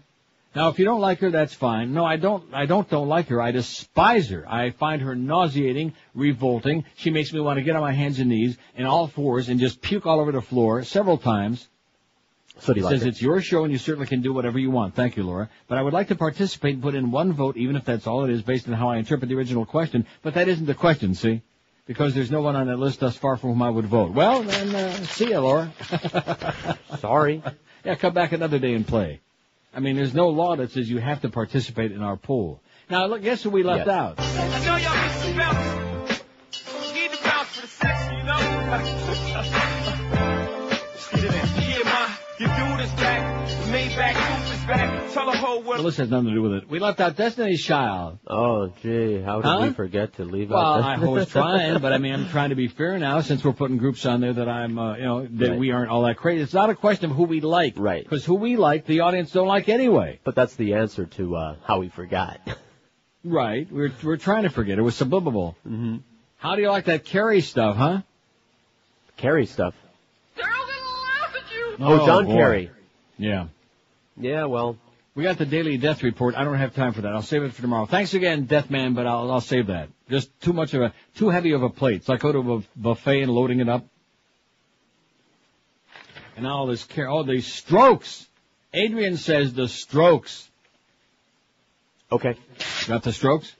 You want to see Celia Cruz stroke it? She's exposing her nip right on our website there. And then we got the Howard Dean. So now we're starting to find out what's going on behind the scenes. And now we know why Howard Dean, one minute he said, well, I'm going to quit. And the next minute he said, not so fast. You got an advance copy. Now we're finding out that maybe there's something going on behind the scenes. Yeah. Wow. Isn't this going to be humiliating, embarrassing, and degrading? Oh, lovely. And with the way they got the you have to go. I know you don't want to do it. But you just have to go to the Fudge Report right now. I don't want to do it. I know. I'm not going to. I want you to do it. I'm not going to do it. Because he's got to be squeezing himself so hard that there's blood spurting squirt. all over his bat room, which is probably where he's hanging out. I don't want to be part of that tally. No, you have to look at it. You must see this. Look at the flashing light, like a police light, on a cop car. The bubble gum. You seeing it? DrudgeReport.com. I'm clicking on it. Here I go. Campaign drama rocks Democrats. Kerry fights off media probe of recent alleged infidelity. Rivals predict ruin. Ruin. Not just bad news, but ruin. Boy. I'm not getting my bubblegum machine. You're not? No, it's loading. It's slow loading. Oh, my God. Mine popped right up. And the website, too. Well, you better, there it is. There it is. Does it have audio? No. Does it have audio? Boy, what a sense of humor you got on that black and white Fudge Report. Well, there's color there. Oh, yeah, and on the bulb, there's like a little tiny bit of color, like somebody peed on it, or like somebody ran a little ink on it. That's about as colorful as you'll ever get on that crap website. Oh, but I had 80 billion hits. Yeah, take a hit of this, Matt. Schmuck. So there you go. They're rubbing their hands and their legs together like a grasshopper right now, seeing that Kerry is going down. But you know something? If this all comes about, that means that Edwards is going to be the man. Okay. Wouldn't you think? I'll take him. I see a ticket of Edwards and Dick Gebhardt. Or Edwards and Wes Clark. Sure. Got it? That sounds good. Not Howard Dean. Howard Dean, I don't care. You know, he may be trying to salvage himself, but the fact is that long before any of this surfaced, he's proven himself to be a real loser in more ways than one. Plus, he's got that Mia's wife. Yeah. Miss Kite. Be careful that you say kite. Kite. 11:56, 4 minutes till noon on a just spastic day here at QAM. Live and local. We're Sports Radio 560 QAM. This is Dick Cheney. I like to relax by having Mary Magdalene massage my balls while listening to the Neil Rogers 12 to 1 hour. Into Lewinsky, Monica Lewinsky, into Lewinsky, Monica Lewinsky, into Lewinsky, Monica Lewinsky, into Lewinsky, Monica Lewinsky, into Lewinsky, Monica Lewinsky, into Lewinsky, Monica Lewinsky, into Lewinsky, Monica Lewinsky, into Lewinsky, Monica Lewinsky. I'm coming inside you, I'm coming inside you, I'm coming inside you, I'm coming inside you.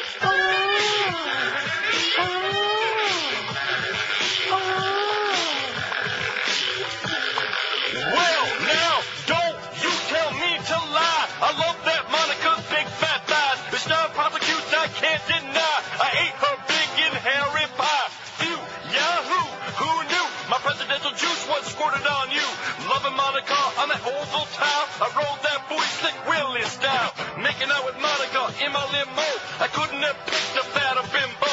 Feeling patriotic, got my flagpole smoked. I'm a old Lord, she nearly choked. When she sucked down my big fat Willie, started to scream like a horny hillbilly. Hillary's mad, I'm down on my knees.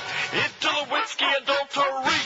Into Lewinsky, Monica Lewinsky, into Lewinsky, Monica Lewinsky, into Lewinsky, Monica Lewinsky, into Lewinsky, Monica Lewinsky. The stupid star report, I really can't cope. I'm the president, not the friggin' pope. The time is now and I'm coming clean. I like my boobies with cherries and cream. The boys on the hill say they may impeach. All for getting sucked by that two-timing leech. Time to hire a concrete cause he's legit.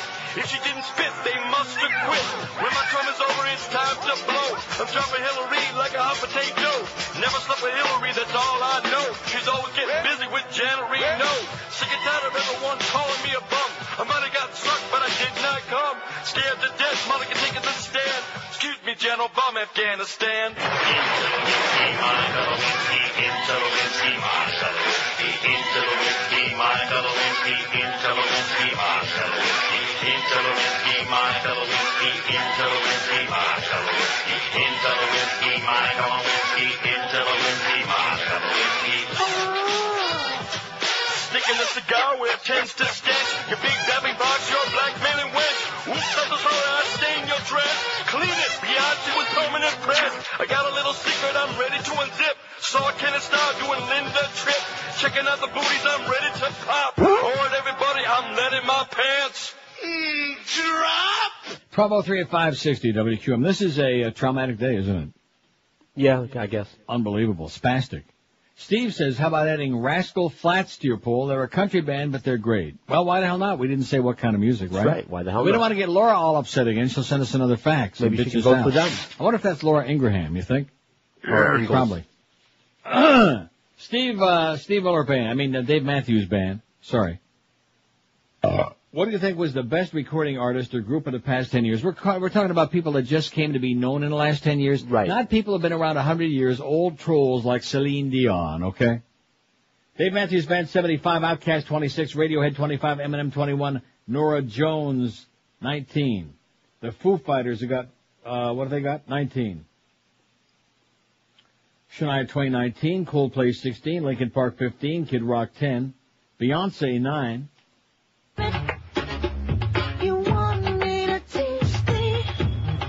Avril Lavigne, 7, White Stripes, 7, Nelly Furtado, 6, and it's a single digit down from there. So what about the Kerry thing? What do we do now? Drop back about 15 yards, punt, and watch where the balls roll. I mean, just psychotic, hysterical. the Fudge Report, foaming at the mouth, at all body parts, spewing all kinds of green ooze out of his rectum. Wow. WQAM, hello. Hey, Neil. Yes, sir. Matchbox 20. Matchbox 20 is a good choice. Oh, cool. All right, buddy. Thanks, Pally. How come you didn't think of Matchbox 20? I don't know. They might be older than 10 years, but I'm not sure. Let me look. Yeah. Been around for a long time. No, The get out much of here. imitated and duplicated Matchbox 20. And palpitated? See. How about Gordon Lightfoot? Oh. Let's see. Matchbox. How about Sarah McLachlan? There you go. What's wrong with her? Nothing. What's not to like about Sarah McLachlan? She's Canadian, eh? I'm beginning to think everybody's Canadian. All the good Let's people, see. I guess. All the what? All the good people. Right. There's a few straight people here. About 30, man. Let's see. Dave Matthews Band. Who am I looking for? Matchbox 20. Oh, Matchbox 20. No, you're wrong. They're from Orlando. Did you know that? No, I didn't. Oh, no! Oh, no. What? Rob Thomas? Yeah, of course. Is he smooth? He is. A smoothie. Like I said, bad choice, but they do qualify because right. in 97, they had Push in 97. All right. So on they go. Rob Thomas? Oh, my God. I'm so How could sorry I you not know said that? good choice. They don't say his name without saying that. What do you mean by that? In other words, like when that Santana song came out. Oh! With Matchbox 20's Rob Thomas. With Rob Thomas from Matchbox 20. Yeah. If I ever hear that one more time, I'm going to shoot somebody in the foot anyway. 5670560, pound 560 on the AT&T and Verizon wireless line. WQAM, hello. WQAM, hello. Hello. Yes, sir. How you doing? Pretty Hey, good. Outcast is before, right, 91, 90. You gotta take that one off, too. Outcast is old? Yeah, bro. They dropped like at 90, 91. Oh, my God. Well, that'll be good news. Thanks a lot if we get them off of there. Wouldn't that be good? Yeah. I would be delighted to get them off my list, out of my I life. like Outcast. I don't. I know. Big hit. Outcast, 94. Well, their first hit was 94. That's 10 years. Leave them on there. Yeah. They may have started diddling around in 91, but their first hit was 94. That's what counts. When they came into prominence, when somebody actually heard of them. See what I'm saying? 5670560, pound 560 on the AT&T and Verizon wireless line. Don't forget, join Joe and Mark tonight, 10 p.m. to midnight, in the Sandbar at the Grove, period. Stop by to enjoy $3 Bex and Bex Lights, plus enjoy a chance to win tickets and T-shirts. That's at 10 tonight, Sandbar in the Grove. I've got so much crap piled up here, I can't even read the stuff. Does anybody care? No. Oh, Joe and Mark might care. WQAM, hello. Outcast actually came out in 94. I beg your pardon? Outcast actually had their first album in 94. That's what I just said, yeah. Oh, sorry about that. Didn't hear Okay, that. then. Take it easy. 5670560. Well, let's see, 2004 and 94, and it was July, by the way, which this is only February last time I checked. Ain't that, like right about 10 years? Yeah. Oh, okay. I'm just checking if my math is correct.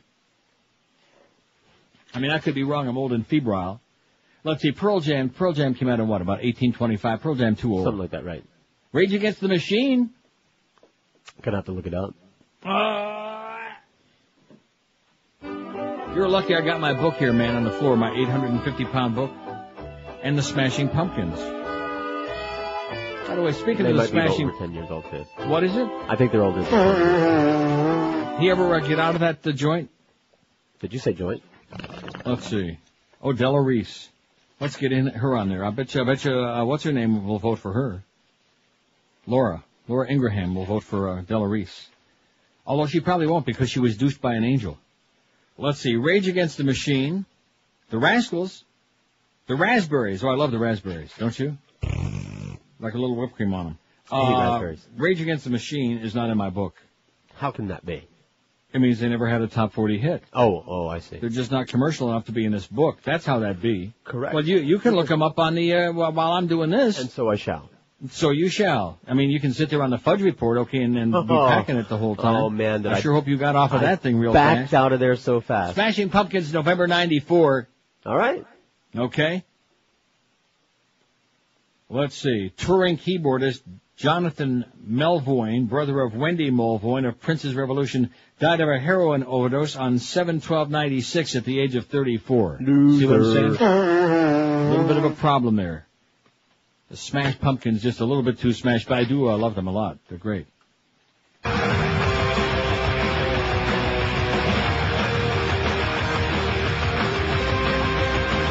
Now, did you look up Rage Against your machine? I'm looking now. Well, you know something, I wouldn't blame you if you had Rage Against that machine because it's so frickin' slow. Yeah, well, that's what we got. 5670560. I'll get, before this hour's out, I want to read, well, this is going to take me 2 days to read this whole Michael Jackson thing from this month's, the March edition, the March issue of Vanity Fair. And it'll make you want to puke all over your carpeting, all over your expensive carpeting. Then you can call Dry Concepts, right? Right. WQAM, hello. Hello. Yes, sir. Yeah, who is this? This is Neil. Who are you calling? You calling for me? Yeah. Hey, I'm gonna, two things. I'm gonna have to agree with Dave Matthews Band. Agree on what? Agree that, that's the best. Okay. And also, that I don't think, I don't agree with Rage Against the Machines. Aren't they, like, not together anymore? Like what? They're not together anymore. Rage Against the Machine isn't together anymore, George? No, they're not. No. Yeah. That's what Josh said. See, Josh is on it. So then let's leave him off of there to hello. Okay, thanks, Pally. It's 92 anyway. Plus it's 92, so guess what? They lose. Rage Against the Machine, they're not together anymore, and it was 92. What about Band Onanaman? What about him? Oh, I'm sorry. 5670560, pound 5. What about The Call? WQAM, hello. Now. Hey. Yes, sir. Neil. How about Collective Soul? Collective Soul? Yeah. What do you say, George? I don't know. Check the date. They're about, I think, maybe 1 year under the line there. Under the line? Right, yeah. They're not going to be in this book anyway. Yeah, they will. Okay, thanks, pal. Get lost. Collective Soul. Phil Collins, Collective Soul, he's perfect. He's got his thumb right on it, man, that guy. 6494. Shine. Okay. Okay. G. David right Shine and Roy Cohen and K. Edgar Hoover. It's 12 minutes past noon at 560 WQAM. Man, I'll tell you, that Kerry thing just, it's like we were just on such a roll here, you know, and all of a sudden it's like somebody just stuck a gigantic balloon with a pin. I guess you're more deflated than I am, because... What? I was just happy with anybody but Bush. No, I understand that, but don't you understand he's 30 points ahead in Wisconsin. I know. And I started to say before I interrupted myself that if this all pans out, okay, and if this all blows up in his puss, at least better that we find out now it's only February, right, as opposed to, hey, guess what? It's like a week after the Democratic convention, he's the candidate, and oops, here we go again, see? Right. So if we come to find out he's got just too much penis baggage to carry into the election. Right. Vote Dean, he's clean. Right, vote Dean, he's clean, or vote Edwards because he's pristine. Yeah, he is. Right? Except for that thing on his lip. Imus was bitching about that thing on his lip this morning. He wouldn't he's tell him one what to it talk. was. He wouldn't tell him what it was. Imus has those all over his face. He's got a face? How can you tell? He's always got his head down. He's always got his head way down with earphones. 12:13 at 560 WQM. It's the last mortgage you'll ever need. I bet you George's life on it. It's the only one mortgage from Financial Group. The benefits are incredible. You pay zero closing costs, zero application fee, zero credit bureau fee, and zero discounted points. Get yourself that new amazing low interest rate of just 1.25%. If you have a $100,000 loan, you pay only $334 a month. If you have a $200,000 loan, you pay only $668 a month. And don't forget, once you refinance or get you a new home mortgage from Financial Group, you'll never, ever pay closing costs again. So call them today and find out all about it. Call 1-800-940-LEND. White Stripes. The new kids on the rock. Get the low-rate mortgage you deserve and then move to your next property without any further cost or expense. You pay zero underwriting fee, zero doc fees, zero closing cost, even when you move to another property. Get that new low-rate financing of just 1.25%. It's the only one mortgage from Financial Group. For details, call 1-800-940-LEND and never pay closing cost again. I always like Edwards. He looks a lot younger than 50. Financial Group, 1-800-940-LEND. They're an equal housing lender. Restrictions do apply and rates are subject to change monthly. 4.21 APR. Live and local. This is Sports Radio 560. QAM.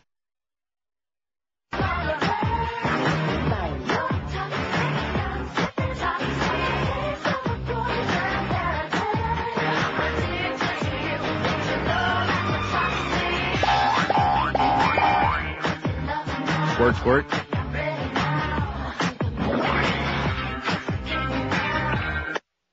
How come I don't see Britney on our poll? Huh? Good question. I bet you a lot of people like to have Britney on their poll. That's right. She is toxic, man. And also Pearl Jam 94. Okay? So we're screwing up all over the place. Okay. Well, this is very MTV accurate and important. presents 9 Inch Nails. Yes, it is. Unplugged. I wanna f you like an animal! Like a billy goat. Damn it, this thing's not on! How come this isn't working? Watch it, Trent, you knocked over my bongo. 9 Inch Nails. Unplugged. Only on MTV. Okay, Pearl Jam was 94. We'll get that on there right away. I'm positive of that. Somebody says Lady in Jupiter says no doubt, and we'll get that on there, no doubt, even though, okay. Now, what about this thing about the Broward County government corruption at its worst and the New Times and the North? That doesn't sound like something we're going to talk about, does it? What? About the North Broward Hospital District? Oh, I don't know. And a big expose by New Times. I think we've got more important fish to fry. Maybe not more important, but I'll look at it later. Because it's got a link to a website. Thanks a lot, but we'll see. Just being overloaded with crap here today, you know what I mean? Mm-hmm. Now, isn't that interesting? Oh, there's your boys. Where you at? Oh, excellent. Blink. How come they're not on there? Blink 182, they're on there, aren't they? One of their best songs ever, as a matter of Well, they fact. should be. Blink 182. And the good part of this one is they're not in their underwear. Right. This is an excellent song. I'm too depressed to go on. You'll be sorry when I'm gone.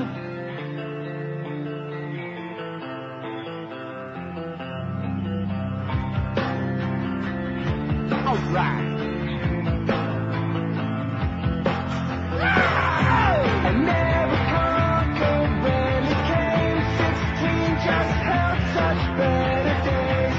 Days when I still felt alive. See, we're making a lot of progress when we get from Blink 182 to away from Limp Bizkit. Anyway, getting back to the Britney thing, you notice how I haven't even changed the channel. I've got all these different music channels, different versions of MTV and Much Music. But the Britney thing was on there twice within, a half an hour? 45 minutes? Thereabouts. 20 How do minutes. you like that? Toxic. And Yeah. in meantime, MTV in America says, well, based on all of this fear over Janet Jackson's titty, we're not going to put that on before 10 o'clock at night. We're going to show Toxic 10 p.m. to 6 a.m. because Viacom is crapping in their pants. The good news is Viacom doesn't own Much Music. Okay? Maybe we should get our pilgrim gear back out of the closet. You know, Or maybe just head on across Niagara Falls, swim across, and come on over. get those hats, those buckle shoes. Because it is so pathetic, man. The culture wars in America are exploding. And people who thought that some of us were exaggerating when we talked about fascism in America and the goose-stepping Nazis that have taken over the country, forget about it. Forget about the First Amendment because you got two political power parties there with the backbone of a fruit fly, with the backbone of Greg Reed. Man. Anyway, getting back to Michael Jackson. This magazine, this Vanity Fair, you only wish you had in the bank whatever they're getting for the advertising in this thing. You can't even find the table of contents. It's sponsored, I'll bet. Oh. And of course, you'd also like to see some of the people in it, but that's beside the point. They're fair. Vanity Fair in the March issue, just out yesterday, along with the swimsuit issue of Sports Illustrated with Anna Cornahoya.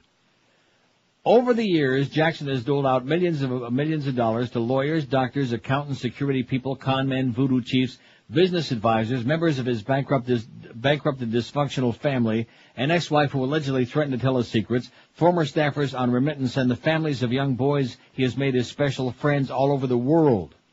There is almost never a time when he is free of crisis, and as a result, say many who know him, it's become more and more difficult for him to trust his advisors not to feel paranoid about something. He has a lot of skeletons in his closet, says Lee. That's Myung-Ho Lee. Some are real and some are in his mind, which makes him a prisoner of all those around him. The result is often chaos. Jackson has a $200 million plus bank loan guaranteed by his half interest in the Sony ATV music catalog, which owns the publishing rights to 251 Beatles songs and many other pop songs, and it falls due in 2005.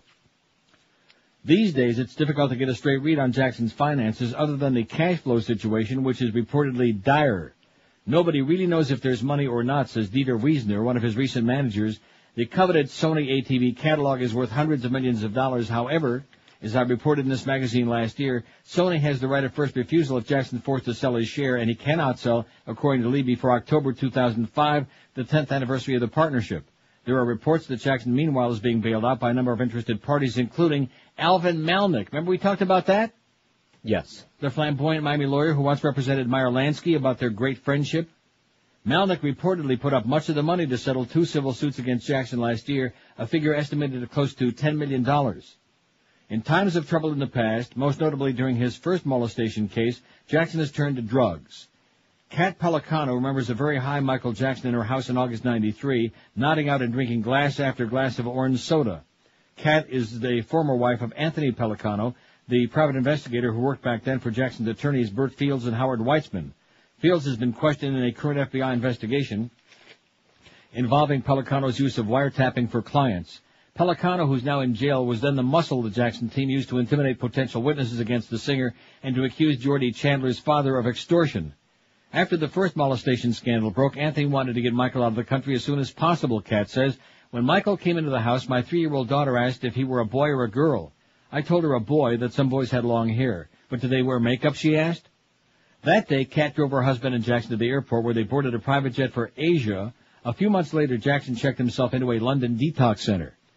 His stay there was prompted by a frantic phone call a Mexican doctor had made to one of the pop star's business advisors who recalls the doctor said either the drugs are going to kill him or he's going to die by flying out of a window because he thinks he can fly. You better get someone here he'll listen to. Otherwise, there won't be a Michael Jackson. Elizabeth Taylor was enlisted, that fag hag. She immediately said, I'll go. She got him into rehab, and he got himself out right away. While Jackson was in London undergoing detox, L.A. and Santa Barbara authorities negotiated terms for his coming back to have his genitals photographed. If he returned voluntarily, they wouldn't handcuff or arrest him. It turned out that Jordy Chandler had been able to draw very accurately certain distinctive markings on Jackson, which gave the boys' lawyers the ammunition they needed to settle the civil suit at such a high price. The case was settled the night before Jackson was to give his deposition. Several months later, when the authorities were finally ready to bring charges, the boy and his family declined to prosecute, saying they feared they would be harmed. There are reports the boy in the current cases also provided drawings of Jackson's private parts to the police. Throughout the 90s, Jackson portrayed himself as sort of a pure, ethereal Peter Pan, but he had serious drug problems. Last year I covered the civil trial in which European concert promoter Marcel Avram was suing Jackson for $21.2 million for canceling 2 Millennium concerts scheduled for New Year's 2000. During his first appearance in front of the jury, Jackson practically fell asleep, and when he came back later, he grimaced at spectators, made devil's horns with his fingers, and generally behaved as if he were 12 years old. He ended up losing the case and having to pay Avram $5.3 million. Looking back, I remember being struck by one exhibit presented by the plaintiff, a bill Avram said he had paid to 2 German doctors for nearly $264,000. I later learned that the doctors had not only taken care of an injury Jackson suffered when he fell on stage in Munich in '99, but also previously put him through drug detox.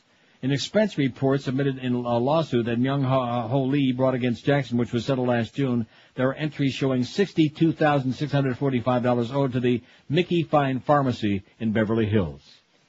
I wonder if that's like the Mighty Fine Pharmacy, the Mickey Fine Pharmacy in Beverly Hills. Maybe he and Rush could compare notes, you think? Maybe they could do rehab together. Or at least Rush could give him Wilma's phone number anyway.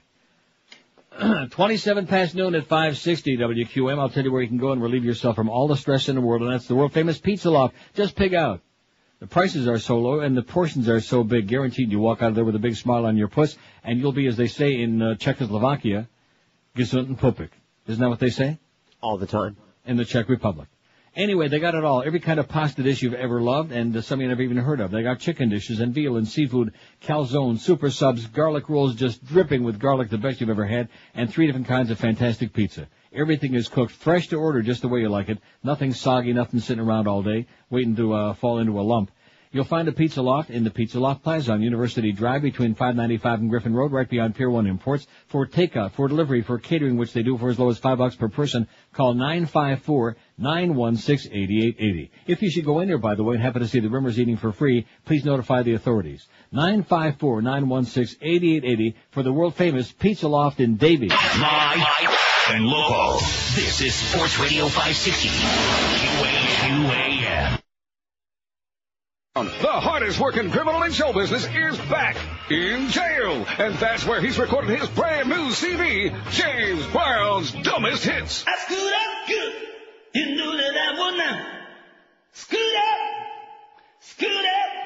I got caught. It's James Brown's Dumbest Hits. There's no band, no backup singers, and no audience. It's just James Brown getting down in lockup. I've got a brand new court-appointed attorney. The Godfather of Parole has made another god-awful mistake, but he's not ashamed. Anybody in the hole, say it now. I'm back in jail and I'm proud. Put down that licking stick and pick up James Brown's Dumbest Hits. Hello, everybody. This is James Brown. Won't you buy my latest criminal record? No. Thank you very much. God bless you. Now available on Capital Offense Records. Yeah, put down that licking stick. 1232 at 560 WQM. Miss Fudge wants you to know that it's a world exclusive, and you must mention the Fudge Report and give credit where credit is due to the Fudge Report and Smudge. Okay. Foaming at the mouth. And, of course, that right-wing pipeline that's connected to his rectum. I mean, you just know they're blowing all the smoke right in there. So you just know it's coming right from the horse's ass. Like the Alaska pipeline? Exactly. It's like the oily bird. 5670560, the best recording group of the past 10 years, or artist, or whatever. George don't know Sam Roberts, which means it's pretty embarrassing to me. Well, I'm finally glad over music I embarrassed you on something. Dave Matthews Band is pretty embarrassing, 91. I mean, how is that possible? Can you explain that to me? Freep. They must be Republicans. Outkast, 29. Radiohead, 28. The Foo Fighters, 24. I wonder if you'd rather see the Foo Fighters on your plane or that pilot, that Christian pilot. Cracker, please. Nora Jones, 22. Eminem, 22. Speaking of crackers. Shania Twain, 22. Linkin Park, 17. Coldplay, 16. Counting Crows, 14. Kid Rock, 14. Beyonce, she been having 9. Limp Bizkit, 8. Shakira's got 8. Avril Lavigne, 8. White Stripes, 7. Sean Paul's got 6. RuPaul ain't made the list yet. Nelly Furtado, 6. Pearl Jam, 6. And we apologize. I thought they were around longer than that. So did you. Well, their first hit was 94, and that's what qualifies, okay? It just seems like they've been around a long time. Too long. Yeah. Matchbox 24. Sarah McLachlan, 4. System of a Down, 4. Incubus, 3. Incubus is great. Sensational. Just nobody knows who that is. I do. Josh does. Queens of the Stone Age, 3.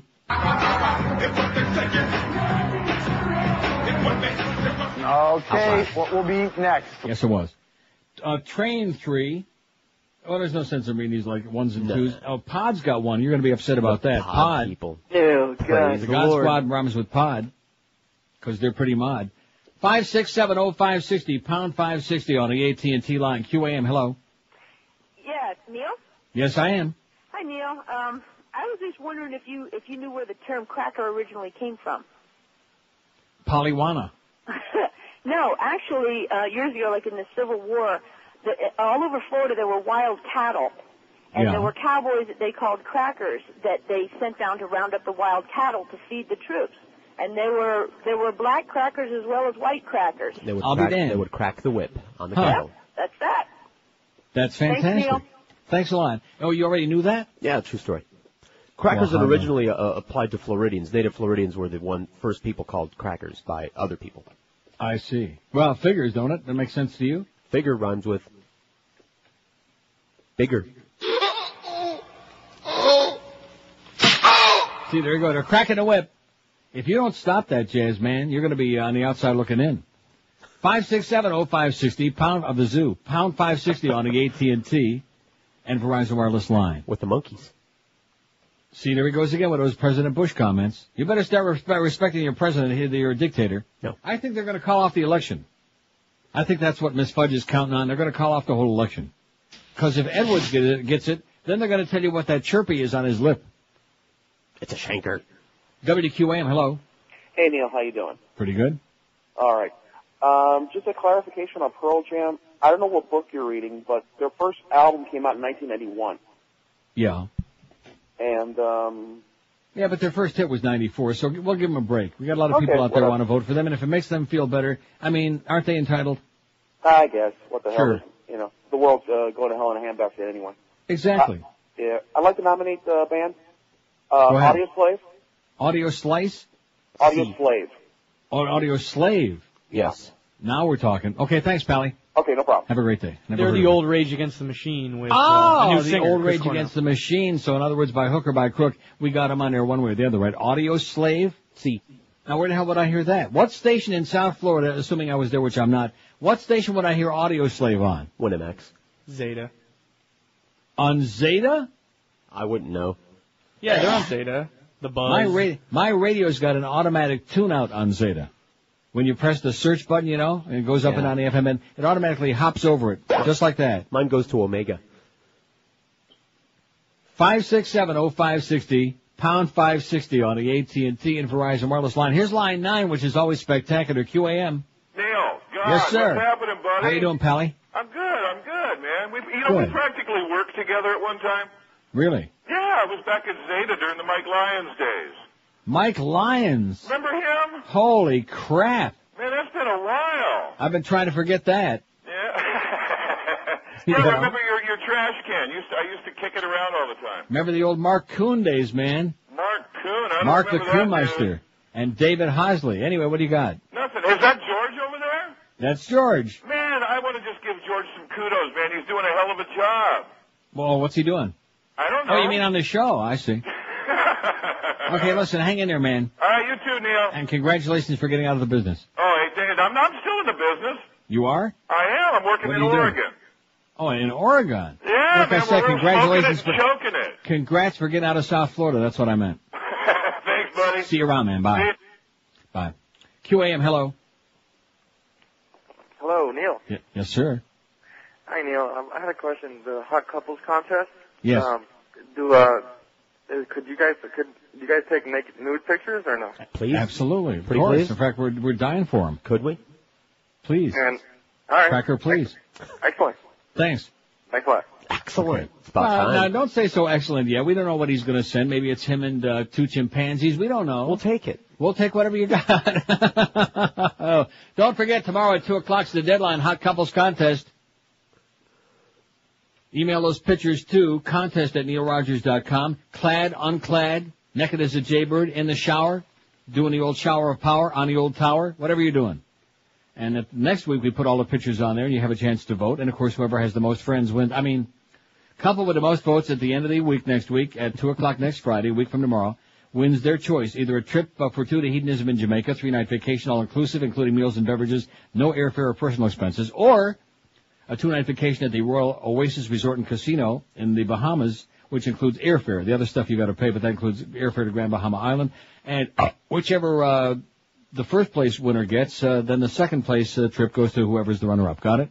Got it. And the third place winner, it gets dinner for 2 at the Pizza Lot, where you can enjoy a fabulous meal and enjoy Jeff giving away free meals to very important people and some who aren't all that important at all. 5670560, pound 560. The Dave Matthews Band really makes me wonder, you know? You think we're getting freaked? Yes. No, they're not. No, we're not. No, because when we put it on there, we both said we didn't like them, so therefore. No. All right. They're extraordinarily popular. I mean, understand I know that. that comes as a tremendous... It's difficult to accept that. I know, okay? but nevertheless. Just like Destiny's Child. Now, did we ever put them on there? I Yes. guess. We did? Yes, They we got did. any votes? Let's see. Now, the Bloodhound Gang has got none, which makes me just want to lay down on the floor Out of and sight, make out of moaning mind. sounds. What do you mean by that? That means they haven't done anything lately. Well, so what difference does that make? A lot to them. Where I don't see Destiny's Child. Did they hop over all these other people? Where are they? You got your thumb on them? They got 0. Right. They got 0. Like I said, I feel a whole lot better about life now. And No Doubt's got 0. All right. All right. I told you we were going to make a big turnaround here in spite of scary John Kerry. Well, we'll see what happens with all that stuff. Before we start rushing to judgment, you know what I mean by rush? No. Before we start popping any more pills, rushing to judgment, we'll just calm down. We'll consider the source. You know, he's hyperventilating, hopping up and down like Rumpelstiltskin. I got a world exclusive. And you know what, Matt? You're still a self-hating fag. 19 till 1 at 560 WQAM. Hey guys, Valentine's Day is this Saturday. Why not send something sweet to Miss Fudge, huh? Like maybe some chocolate fudge. Well, don't give the same old candy and terrible flowers this year to somebody that really counts, unless you're planning on getting the same old nothing she usually gives you in return for good reason. Think about these 3 words. Vermont Teddy Bear. Send her a beargram right at work at the orifice. The lover boy bear, the love bandit bear, the new all-star Valentine dressed like a sports fan.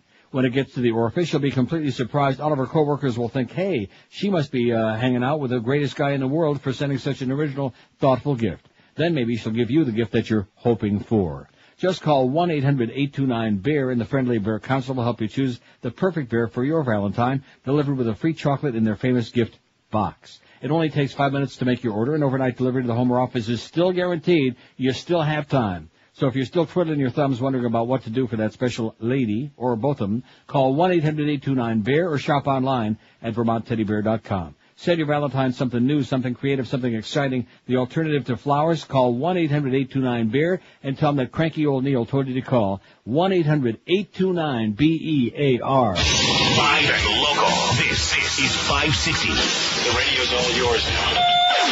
QAM.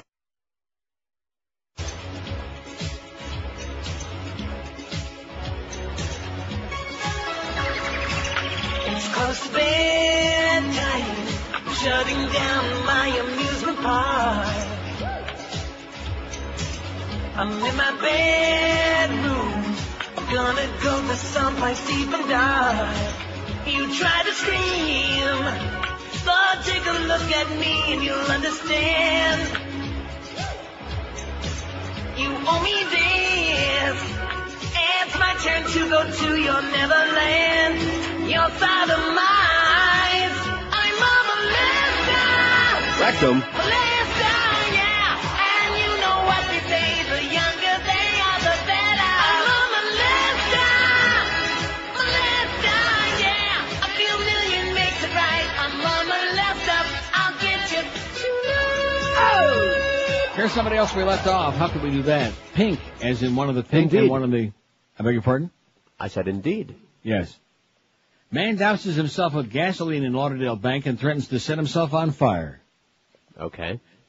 A disgruntled customer doused himself with gas in a downtown bank and threatened to ignite himself this morning, Fort Lauderdale police said. Police talked the man to setting aside the volatile fuel, which was stored in a plastic Gatorade bottle, and the lighter, and then took him into custody with no struggle. No injuries reported. The incident started around 10:40 this morning in the lobby of the SunTrust Bank building in the 500 block of East Los Olas. Police said the unidentified man walked in, said something, mumbled a little bit like that, and then sat down on the floor of the lobby. After dousing himself with gas, he threatened to light the lighter that he was holding.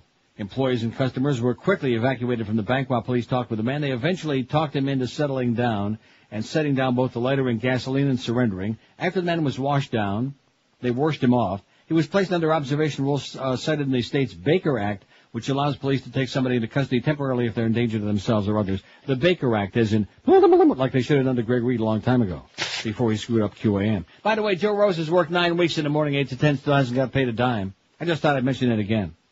For the embarrassment factor for Greg. Wow.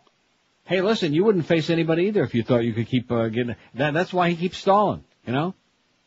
Remember all the paperwork with this one and that one? No, don't put them on a payroll. Stall a few weeks, because then that way you get their services for free. Because the word retroactive isn't in the Beasley corporate handbook. Nobody gets paid retroactive. Unbelievable. Scandalous. But if that's the way we do it, that's just the way we do it, you know? And of course the FCC, with all this outrage about Janet Jackson's boobie, what's really outrageous and obscene is the way they're letting just a small handful of companies buy up every damn... And now of course this Comcast Disney thing, if that goes down, which I don't think it will. I think now that the spotlight is on these bastards, I think they're finally going to draw the line right there. You think? Let's hope. And I'll tell you who's going to be the happiest about it. Eisner? Yeah. As he continues struggling by his fingernails, trying to hang on to it. WQAM, hello. Yeah, can I speak to Neil? Speaking. Yeah, Neil, I got one for your poll. Okay. The chin blossoms. The chin blossoms? Hello? The chin ball? The chin blossoms. What the hell is that? Oh, the gin blossoms. Yeah, what's he talking about? The jizz blossoms.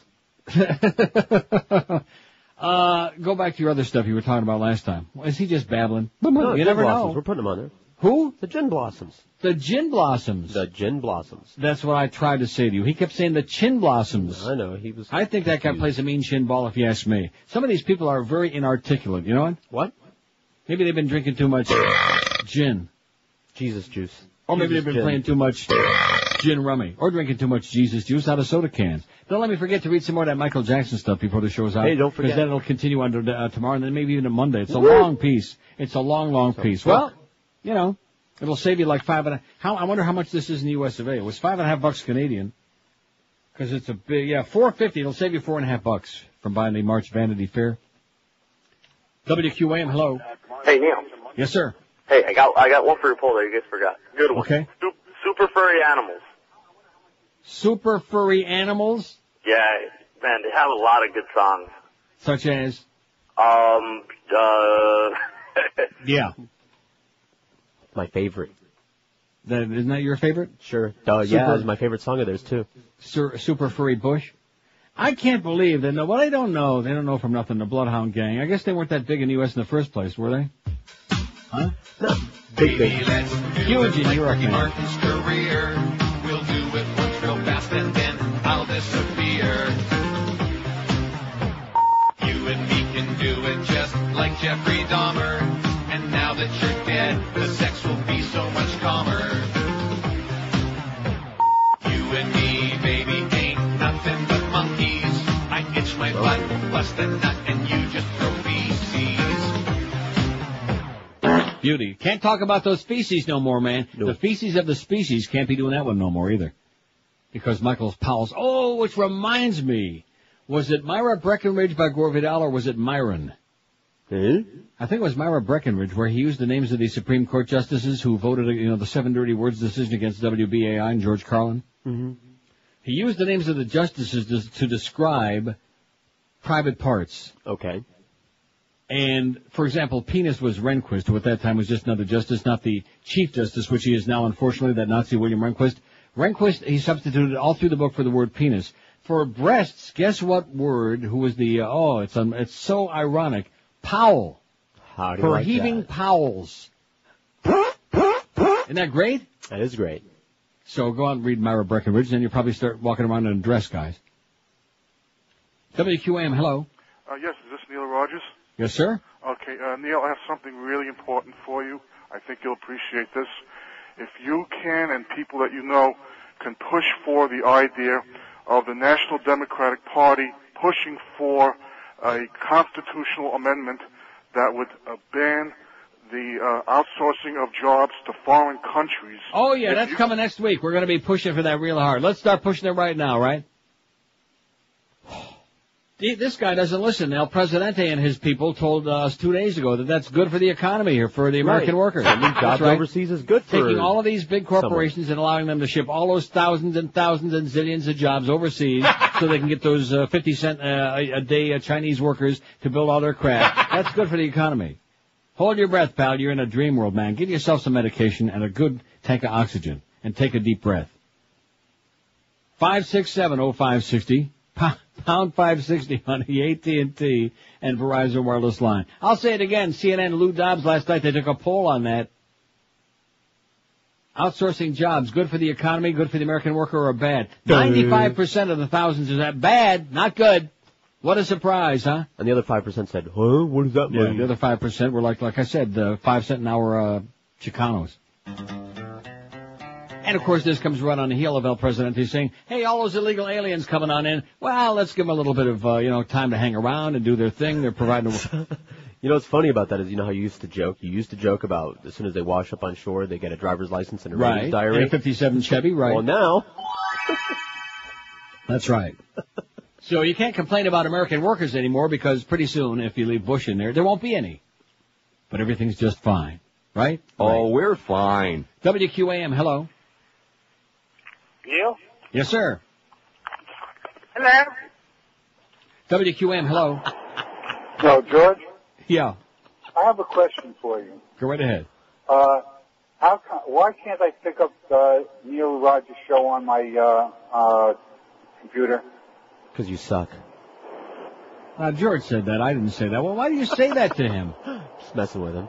Yeah. This guy's a little too slow for you to be messing with. He's not looking for no smart response. What do you mean you can't pick it up? How about on your pop-up toaster? Does it come in on that? Where are you calling from? Miami. Miami? Then why do you need it on your computer? Don't you have a radio? Did you try opening the windows? I'm calling for Carl, but I'm trying to get on information to get you on the computer. Oh, Miami, it's not allowed in Miami. The mayor won't allow. Mayor Diaz won't allow it in Miami. 5670560. We've been banned in Miami, baby. And pretty soon, if Michael Powell has his way, you know what I would love to do?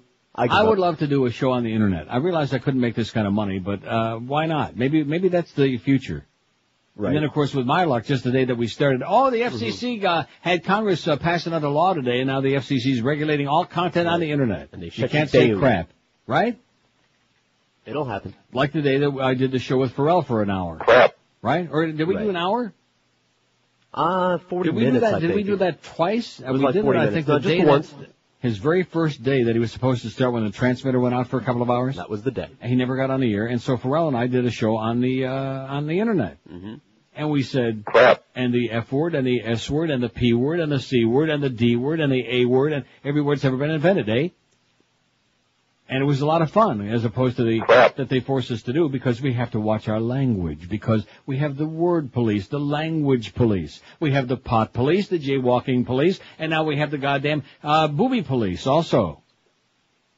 The thing that it's so unbelievable that how many stupid people there could be out there. Why aren't they just screaming at the talking head networks and the networks? They keep, every time there's a story associated with these hearings that are going on or anything else having to do with Janet and Justin, they show it over and over. Now, okay, so you're not seeing the booby, but what difference does it make? At this point, you've seen it 75 million times already, but they keep showing it again and again. How many million times have we seen it already? About 30, man. Who the hell cares? Are you disgusted yet? I wasn't disgusted the first time. Well, look at it again. I really couldn't care. Although if you look at neilrogers.com, you'll see both boobies in their nice matching set. Isn't it amazing how much they look like each other? We would go to the back page because it was getting crowded up front there. Oh, yeah. We got so much stuff going on that website right now, man. You got Angelina Jolie today with a little nip action. Right. In fact, everybody have a little nip today. The way things are going. Wouldn't surprise me if everybody takes a good nip. We're Sports Radio 560 QAM.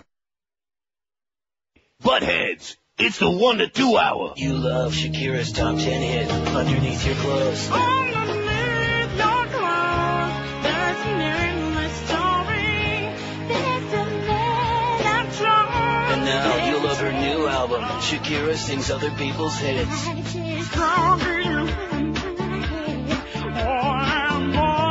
She already made music history by recording her first English language album. And now she's taking her art form to the next level by re-recording songs that were already hits in English, only this time they're in English again.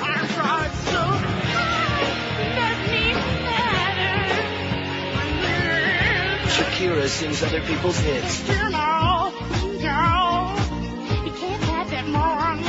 Shakira Sings Other People's Hits. If you really, really like Shakira's CD laundry service, then you'll really, really, really like her new CD. Shakira Sings Other People's Hits. No tenemos en español en estos momentos. I'll tell you one thing. Be sure and write a note to self on your wrist, a la memento. See? See the Toxic video by Britney Spears. I guarantee everybody will be moist within the first 20 seconds. Okay, I have a towelette. Okay.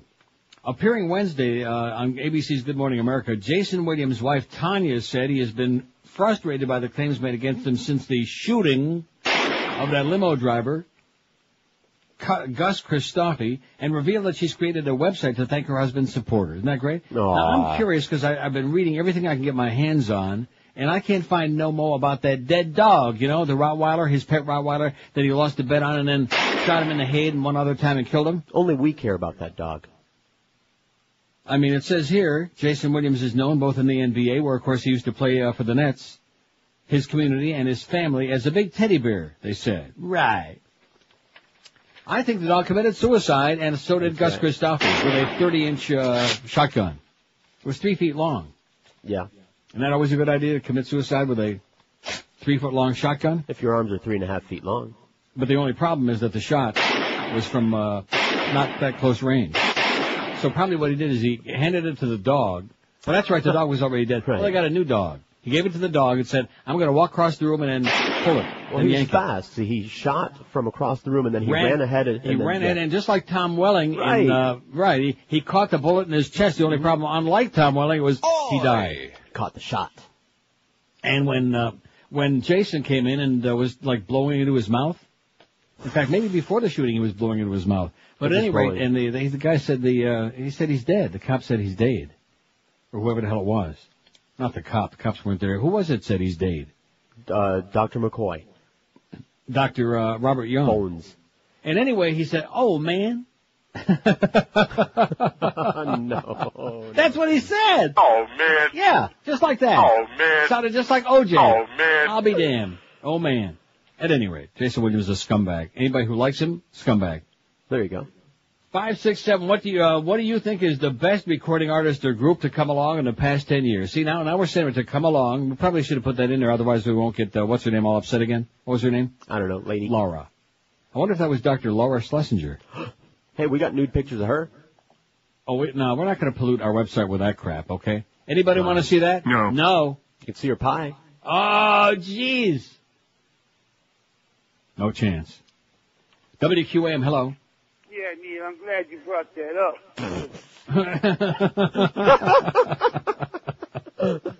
See, he's onto a whole new thing now, okay? We've got him cornered, we got him corralled now, so he's got a whole new deal, your buddy, your close personal friend. Yeah, my buddy. WQAM, hello. Hey, Neil. Yes, sir. It's my anniversary today, 3 years removed from South Florida's environment. To where? It's my anniversary, 3 years removed from South Florida. To where? I moved to Sarasota. Wow. Listen, the reason I'm calling you is that, during the Alien stuff, the one thing that really impressed me about you was how you talked about how the media just destroyed how they caused all the problems. I mean, over here they're doing the same thing with this poor girl, Carly Brashear, that got killed. Right. I mean, they are parked out in front of this poor lady's house day in and day out. And what about that poor judge over there who, what the hell was he supposed to do? And you know what? He's supposed to be getting the case to it. Yeah. And, but I'll give you an example, okay? About a week before she got abducted, right, there's a woman who had an art gallery in Sarasota in downtown. Mm-hmm. They found her stabbed 40 times in her art gallery. And now you don't hear no more about it since this Carly thing came out. See, one thing you're starting to catch on to, like you said, I've been trying to tell you this for 100 years, is that the media will tell you what you're supposed to care about. And you're right. Like Scott and Lacey Peterson. There are 5 people in America, other than her relatives, the people directly involved. There are 5 other people who give a flying crap about that, but the media insists that we have to be concerned about that. I'm still waiting to hear what happened to those sheriff's office in Hialeah. It was running the escort service 3 years ago. I'm still waiting to hear what happened to that. It was more than that, like 6 years ago, right? Yeah, it's been longer than that, but you still haven't heard nothing. Good luck, you pally. I'll see you on City Island, man. Thanks, Neil. I'll see you at the Columbia restaurant.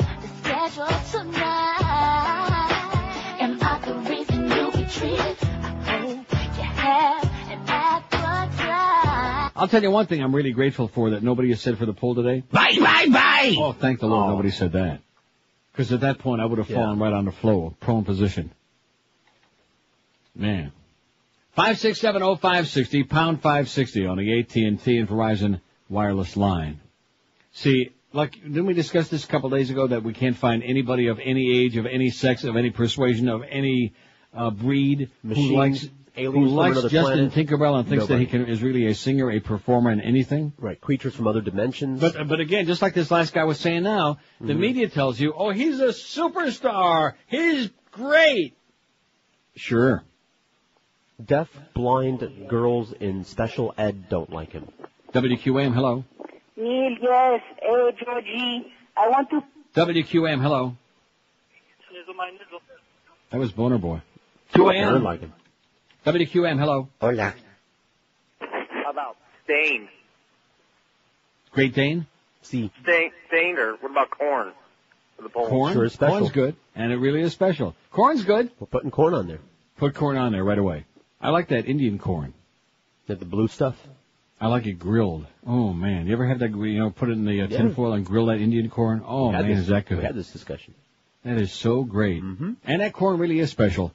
And you know what Miss Fudd says, too? She says that cornhole really is special.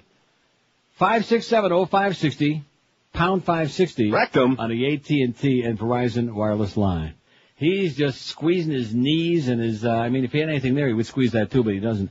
But just going, now, I got a world exclusive, I'm famous, even more than before, I got 8 billion hits on my website, yeah. And you're still a self-hating faggot, so what difference does it make, Miss Fudge? Huh? It's so tragic. How do you look yourself in the mirror and know that you're just a pawn of people who would love to stoke your ass into an oven immediately, if not sooner? WQAM, hello. QAM. WQAM, hello. Hello. Yes, sir. Yeah, George, is my prescription ready? Call Wilma, she's got it. WQAM, hello. Yes, Neil. Yes, sir. In regards to the election, I think perhaps we'll have to elect someone from the floor of the convention. From the floor? Yeah, nominate from the floor. And who would that be, sir? Pardon? That would be Hillary Clinton. Hillary Clinton, there you go. Hillary might do it. The one thing about her, she ain't screwing around. Not with guys, anyway. Right? Right. I think maybe he's got something going there. Hillary comes out of nowhere and all of a sudden grabs the flag and runs with it. Hey, we aren't that crazy about her, but America, whatever, I don't know what that's all about. It's kind of, you know what it reminds me of? Dave Matthews Band, same thing. There you go. It reminds me of McDonald's and white bread and vanilla ice cream. No. McDonald's is okay. Listen to me. It reminds me of all of these things that America is obsessed with that are mediocre at best. Dave Matthews Band 103. And I don't think we're getting freaked. I believe it. Okay. I'm telling you, you just don't understand the magnitude of this, man. You better get with it. Get with the program, No, Mr. I will not. Mr. Hip Hop. I refuse. You got the hop part of it going pretty good, but not the hip part. Dave Matthews Band 103. And by the way, you would like Sam Roberts. They make, he is a good singer. They have good crap. I'll listen to the free CD somebody's going to send me. Okay. Hint. Radiohead 36, Outkast 36, Shania Twain 34, Norah Jones 28, Foo Fighters 25, Eminem 25, Counting Crows 23. I have no idea who they are. You're lucky. Bad? Bad. Pearl Jam 20, Linkin Park 20, Coldplay 17, Lukewarm Play, Kid Rock 16, Shakira's got only 11. Shame on you people. Beyonce's got 11. Now that's so ridiculous. What? I mean, you could argue which one looks better. Between who? Shakira and Beyonce Knowles. I won't argue. No, but I'm just saying you could have that argument. But is there any argument as to which is the better singer? No. Okay. Limp Bizkit, 10. Avril Lavigne, it goes single digits from there. Smashing Pumpkins only have 5. Incubus have only got 5. Shame on you people, man. That Incubus video gets my vote right now as the video of the century. That's great. Not as good as Toxic, though. How about Trust me when I tell you, when you see Toxic, you will sit up straight. You will salute. That's right. You'll pay attention and come to attention, or just part of that, and just stare straight at that screen real close. I'll wear my baggy pants just for the You'll occasion. think, holy mackerel, man, or something fishy. Cod. 12 minutes after 1, peace at 560 WQAM. Hey, guys, last time you looked at that thing, you decided it's just too small and lame. It doesn't impress women or much of anybody else. It definitely don't last as long as it used to, and we're talking, of course, about your paycheck. It is weak. It is pathetic. If you want to do something about it, change your life. Call Fast Train toll-free at 1-866-FAST-TRAIN. I guarantee you in no time at all, once you have a career, you'll be making a hell of a lot more than Todd Dreck. In just 4 short months, in fact, you can have a new high-paying computer career, and the demand for computer professionals continues growing like crazy, like wildfire, like Topsy, like you will when you see that Toxic video. You'll be growing fast. With 7 locations, Fast Train's got a campus nearby you. They offer you job placement, financial assistance for guys who qualify too. With day, night, and even weekend classes, no excuse, no more to stay in a dead-end job. So if you'd like to say goodbye to that crappy paycheck and that crap hole boss and the whole deal, get yourself a new high-paying career. You can really do it in just 4 short months like so many other people have done. Call Fast Train today because now you can have a mighty big, impressive one, too, that you can stretch real far. Check them out on the web at fasttrain.com or call them toll-free 1-866-FAST-TRAIN. Live and local. This is Sports Radio 560 QAM. I'm bang you in the butt, honey. What happens when 2 awesome forces collide inside a steel cage? Find out this Friday night, the Democratic Primary Pain Tour, featuring the main event, Nature Boy Ric Flair versus Nature Boy Howard Dean. Someone's gonna get punched out like a hanging chad. The Ninja Bar in good style and profile. Woo! Live from South Carolina. North Carolina. South Carolina. Woo! North Carolina. We're going to South Carolina. Woo! These two don't agree on anything. Ric Flair better watch his back, because not only do these fans love me, but everybody loves me. California and Texas and New York. Witness Ric Flair's famous figure 4 leg lock. And Howard Dean's punishing tax loophole takedown. The Democratic Primary Pain Tour. Only on pay-per-view. 117 at 560 WQAM, the Mad Dog at 2, Humper at 4, Panther Preview at 7. If Panthers host the Penguins, should be a relatively easy 2 points tonight, I would think. 7:30 at the Mac Arena. Eddie K after the hockey game, Joe and Mark overnight 2 to 5. Don't forget, join Joe and Mark tonight, 10 p.m. to midnight at the Sandbar in the Grove. Stop by to enjoy $3 Beck's and Beck's Light. Plus, you can win tickets and T-shirts and a bunch of QM crap. That's 10 tonight at the Sandbar in the Grove. Joe and Mark be looking for you. You know, this thing with Kerry, it always comes back to the same thing with the right-wingers. Penises. That's right. Sexual peccadillos. It always comes back, whether it's Bubba, whether it's Kerry, no matter who the hell it is. Oh, they were screwing this one. Yeah. The security of the nation. See, showing up for your military duty and performing your military obligation, that's just smearing somebody. See, if you listen to the right-wingers, that means nothing. Right. But if you were like, if you had that banana problem there somewhere along the line, if you had that wayward banana, then we're going to get ya. See, that's always the same crap. Mm-hmm. It's important. Speaking of people with banana problems, getting back to the Vanity Fair Michael Jackson story that goes on for 100 miles. Spotted banana problems. Anyway, this, what's the guy's name again? Lee? What is it? Myung-Ho Lee, Michael's buddy. Lee tells me that in 1999 he employed Dr. Neil Ratner, an anesthesiologist and former rock drummer, to put Michael through detox in Seoul. Ratner, the government star witness against prominent Manhattan gynecologist Dr. Niels Lawrenson, who was convicted of insurance fraud in 2001, admitted to being stoned himself much of the time he injected his patients in the 80s, and you're going to love this. Excellent. And to once collapsing in an operating room after mistakenly shooting himself up with a paralytic agent. I met with the doctor on a regular basis, says Lee. We were getting Michael off what he was addicted to, or maybe just getting him off. Demerol and morphine. His problem is a sleep disorder. He's up to 48 hours at a time and then crashes.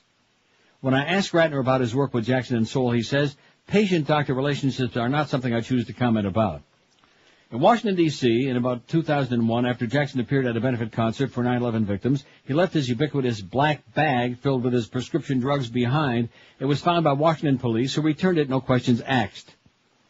Clearly, Michael Jackson is not the defenseless creature and victim of racism he and his family and handlers so assiduously claim him to be in the never-ending stream of interviews they grant and mostly dominate on cable TV and network news shows.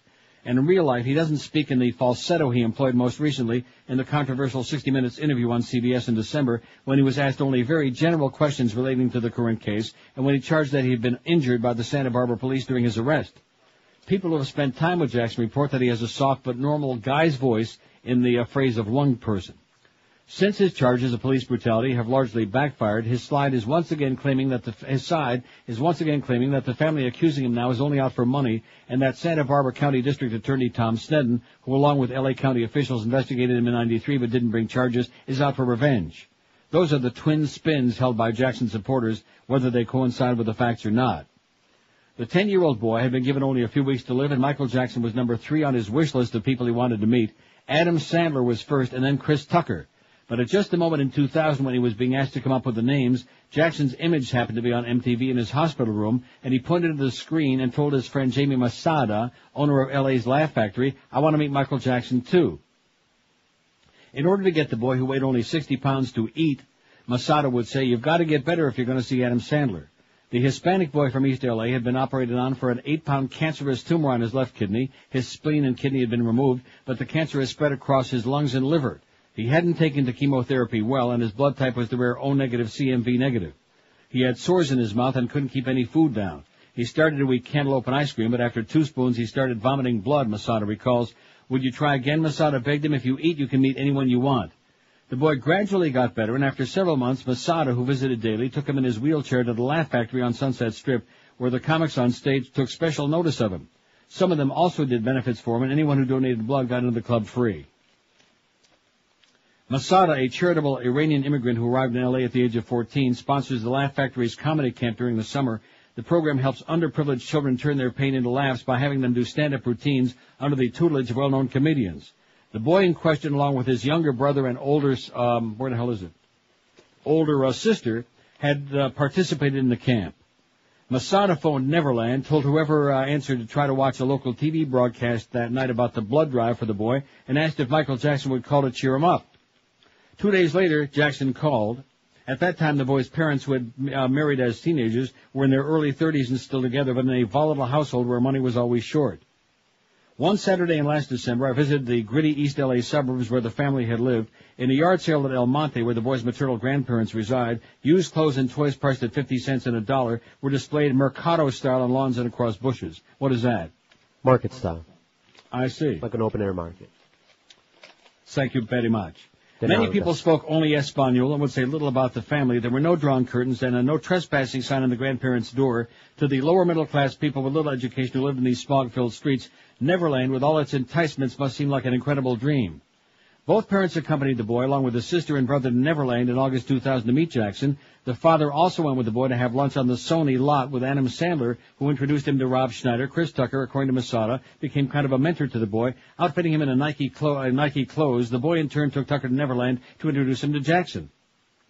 George Lopez also befriended the boy. These comics are now distancing themselves from the case, and their representatives barely acknowledge or even deny their clients' meetings with him. One day when the boy had begun to improve, he told Masada, "Me and my dad went to Neverland." Not long after, Masada claims the father stopped by the Laugh Factory to show off a car with a TV in it, which he said was a gift from Jackson. Jackson had also lent the family his pickup truck to go to chemotherapy appointments, but they didn't pay many visits to Neverland. After about a year and a half of chemo, Masada says, and all the special attention from the comics and trips to Neverland, the boy's cancer went into remission. So you see, what a small price to pay, being molested for your cancer going into remission, right? There you go. Okay. To be continued. God, it is so long. And the story, too. Now, you're not going to read another thing, are you? Yes. Remember I mentioned this before? I almost forgot it, because you never mind. Don't forget. From the Boston Globe by Derek Z. Jackson. Bible lessons these clergy forgot, because they're gnashing their teeth and foaming at the mouth about those gay marriages up there in Boston. He says, Boston Archbishop Sean O'Malley has called the decision by the Massachusetts Supreme Judicial Court to legalize same-sex marriage a tragedy and part of the madness around us. Catholic bishops in the U.S. voted to declare homosexual acts immoral. Many prominent black ministers have condemned the SJC's ruling. Sounding like Mississippi's Senator Trent Lott, who once compared homosexuality to addiction, Bishop Gilbert Thompson of Boston's New Covenant Christian School said, to say there was such a thing as a gay Christian is saying there's an honest thief. Many black ministers are indignant at any parallels to gay marriage in the African-American civil rights movement. The Reverend Wesley Roberts of Boston People's Baptist Church said, to equate what is happening now to the civil rights struggle which blacks had to go through would be to belittle what we had gone through as a people. Top politicians in Massachusetts, such as Governor Mitt Romney and House Speaker Thomas Finneran, are exploring every way possible to block the SJC's ruling. Democratic presidential candidate John Kerry, like many politically correct wishy-washy centrists, says he supports civil unions but opposes gay marriage. Republican President Bush, of course, opposes gay marriage, and Bill Clinton, a Democrat, signed the Defense of Marriage Act, which allows states to disregard gay marriages from other states. To date, the ministers and politicians have offered no serious evidence to show how loving gay or lesbian couples exchanging rings at an altar will level the republic. O'Malley warns we can't afford to be asleep at the switch. Romney says marriage between men and women is defended by 3,000 years of recorded history. The Reverend Gregory Groover of Charles Street African Methodist Episcopal Church says the voice of God tells him that gay marriage is wrong. This is as wrong-headed as using the Bible to justify slavery. Odd how the African-American ministers could forget that argument. Such clergy plays a game of pick and choose. Conservative Christians rush to Paul's letter to the Romans for proof that homosexuality is a wicked, degrading passion. Paul complained, their women exchanged natural intercourse for unnatural, and in the same way, also the men giving up natural intercourse with women were consumed with passion for one another. Men committed shameless acts with men. They know God's decree that those who practice such things deserve to die. It is just as easy to find chapters in the Bible that are way out of step on the march toward equality. Ephesians says, wives, be subject to your husbands as you are to the Lord, for the husband is the head of the wife, just as Christ is the head of the church. Damn straight. Just as the church is subject to Christ, so also wives ought to be in everything to their husbands. Bitch. That went out with the Flintstones. Ephesians also says, slaves, obey your earthly masters with fear and trembling, in singleness of your heart as you obey Christ. Render service with enthusiasm as to the Lord. That went out with the Emancipation Proclamation. One would think these ministers have more important things to do. The Catholic Church has some nerve talking about the sanctity of marriage when it allowed untold numbers of children to be abused by priests. In their tortured thinking, black ministers who fret about gay marriage says it's because of the epidemic of fatherlessness. If they cared about fatherlessness, they ought to fight harder for jobs, child support, mentoring programs, public education, and a change in the drug laws that punish young urban black men far more harshly than young suburban white men. While they're at it, they could also call for a boycott of black entertainment television and its pimp videos. The best guess is that these clergy are so loud in their condemnation of gay marriages because they need a scapegoat to obscure their failures or powerlessness in protecting their flocks. Gay marriage of two loving people cannot possibly be equated with the abuse of children in the Catholic Church's cover-up. Gay marriage of loving people does not belittle the civil rights struggle, it gives it full blossom. Funny, these ministers have conveniently forgotten the passage from Numbers which says, "As for the assembly, there shall be for both you and the resident alien a single statute, a perpetual statute throughout your generations. You and the alien who resides with you shall be alike before the Lord. You and the alien who reside with you shall have the same law and the same ordinance." The Christian ministers have forgotten the words from Galatians that among the baptized there is no longer Jew or Greek, there is no longer slave or free, there is no longer male or female. There is only... Oh, God. 27 after 1 at 560 WQAM. I got something good for you that everybody can enjoy, whether you're diabetic or just a normal everyday Joe. And that's Enterex Diabetic. It's a delicious meal replacement drink that's sweetened with Splenda, which is made with sugar so you don't have that nasty aftertaste like the drinks that are sweetened with aspartame or saccharin. They taste like aspartame. Recommended by doctors and dietitians for people who can't sacrifice proper nutrition just because they're in a hurry. Enterex Diabetic is a completely balanced nutritional supplement that provides you with all the essential vitamins and minerals you need for a healthy life, plus fiber, antioxidants, yet the good news is it's low in saturated fat and cholesterol too. Enterex Diabetic is gluten-free and lactose-free. An 8-ounce can provides 237 calories of easy digested nutrition. Pick it up all over town now. More and more people are picking it up and drinking it and doing it. Publix, Walgreens, Eckerd's, Navarro, Sedano's, CVS, and other local pharmacies, you'll find it all over town. And the makers are so sure you're going to love it, they're offering you a free 2-pack right now. Free full-size samples, 1 vanilla, 1 chocolate. If you just call that toll-free number, 1-866-368-3739. Be sure and tell them that Neil sent you by for the delicious one and get yourself an additional special gift when you call. You can order faster if you want on their website, enterexdiabetic.com. Just click on where it says free samples or make that toll-free call and get you some free samples in the mail. Call 1-866-368-3739. Live and local. We're Sports Radio 560 QAM. Afraid to lose control, 'cause everything that you thought I would be is falling apart right in front of you. Every step that I take is another mistake to you. You're a bastard. I was on my way to work in the snow and not knowing below there in the snow was lots of ice. So I kept right on a strolling, and lo and beholding, I slipped and cracked my head and then I died. But I left you with a diet, so try it, you'll like it. And just one other thing I might advise, watch your step in case there throws an ice up ahead, so you don't crack holes in your head. And diet doesn't matter when you do. Poor Dr. Bob, I heard he was fat. Right? And had a heart problem. Man. And died because of it. I'll tell you, the evil people are the PETA people. Yeah, that's right. Crazy people. They are crazier than a bedbug. Now, what is this on my, I'm telling you, we need to be on till midnight. All right. And play a little more Linkin Park, too. Yeah, man.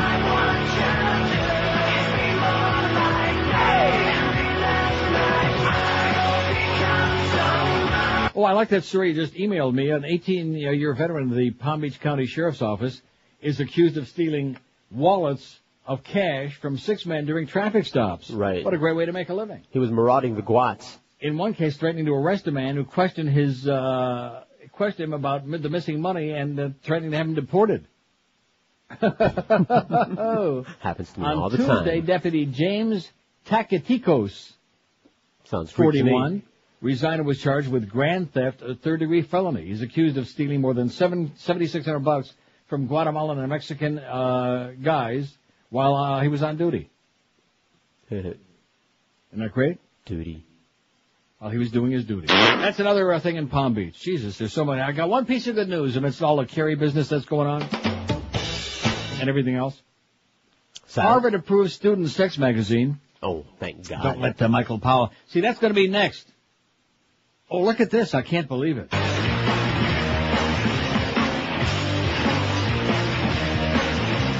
We're all going to burn in hell for watching this Incubus video more than once in a day. You know what, don't you think?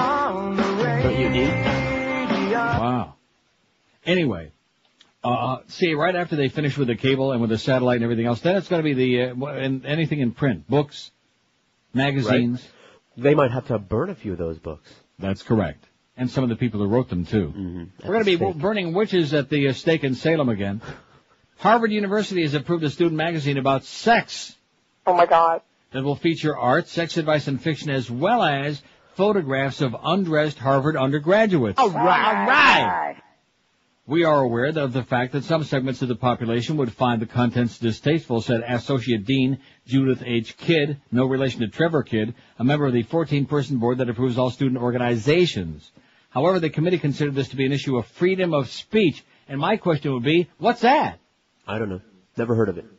Freedom of speech? You know, I'm not a big fan of his. He makes me sick, Mel Karmazin. Mm-hmm. But he made a good point yesterday, and probably many others that I didn't hear. And that is that they continue making all of these threats to commission, but they never tell the broadcasters what the real regulations are. Yes. They have these vague and, they won't really define it for you. It's like having a big, gigantic highway, a brand new highway they build, and all the Smokies are sitting around with their radar guns, and they won't tell you what the speed limit is. Well, you figure it out. We'll let you know when you break it.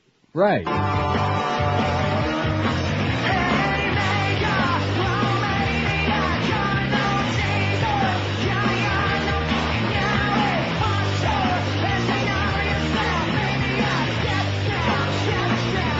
Looks to me like George W. flying through the sky with his wings. Oh, that's not him. He has a mustache pasted on. The committee made up of faculty, staff, and students approved H-Bomb magazine Tuesday with a 12-0 vote. The vote lets the magazine's publishers apply for funding, but doesn't guarantee the money. When it will be published is uncertain. The magazine can't take its photos on university property, a policy that applies for all the school's undergraduate publications.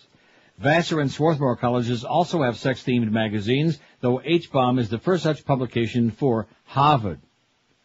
A Harvard Crimson newspaper story described H-Bomb as a porn magazine, but spokesmen dispute that description in a statement released by Harvard itself. What we are proposing is an outlet for literary and artistic expression that is both desired and needed, not a pornographic magazine. See? If there are naked people in there, it must be pornographic, Porn? right? No. Dirty. Just like our website. We got some naked people on there. Is it pornographic? No. Porn. No. Dirty. Yeah.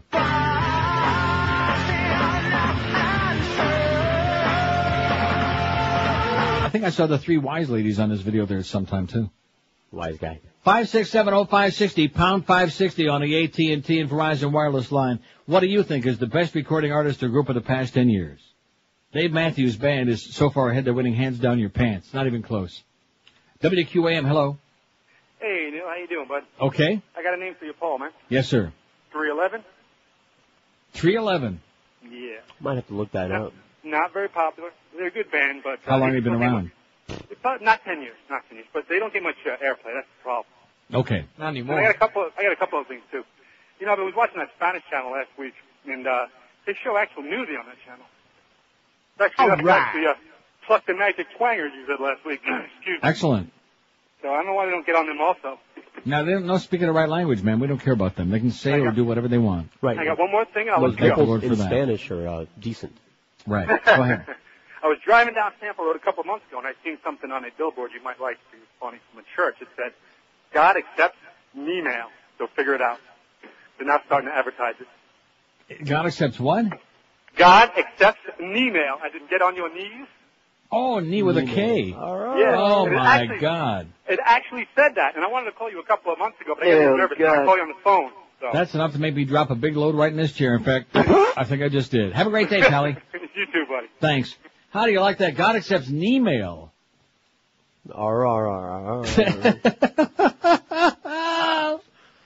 We got pilots on airlines now preaching to the poor bastards, the captive audience on the plane.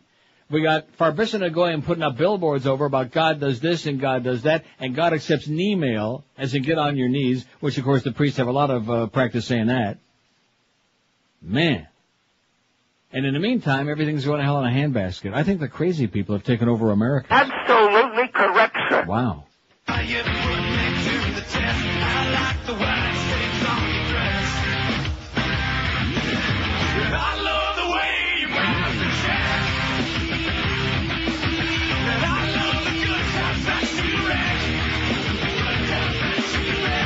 Twenty till 2 at 560 WQAM. President's Day is just a few days away, on Monday no less. And every President's Day, for whatever the reason, do you know what the significance of that is?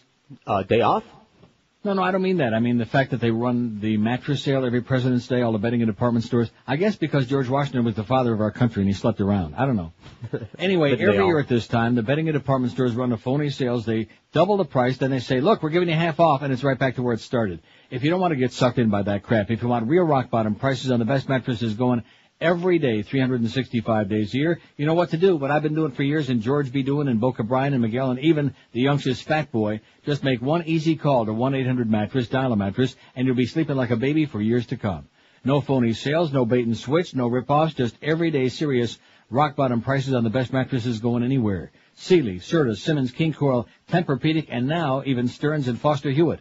Choose from dozens and zillions of models at low, unbeatable, everyday discount prices. And keep in mind, only Dial a Mattress it lets you choose a convenient 2-hour delivery window that meets your schedule when you're going to be home any day of the week, 7 days, from 8 in the morning till 10 at night. And they actually show up. They take away the crappy, smelly old bedding, set up the brand new one at no extra charge, and believe you me, you'll have a big smile on your puss. The easiest piece of shopping you can ever do with just one easy phone call, 1-800-MATTRESS, 1-800-MATTRES, or check them out online at mattress.com. Live and local.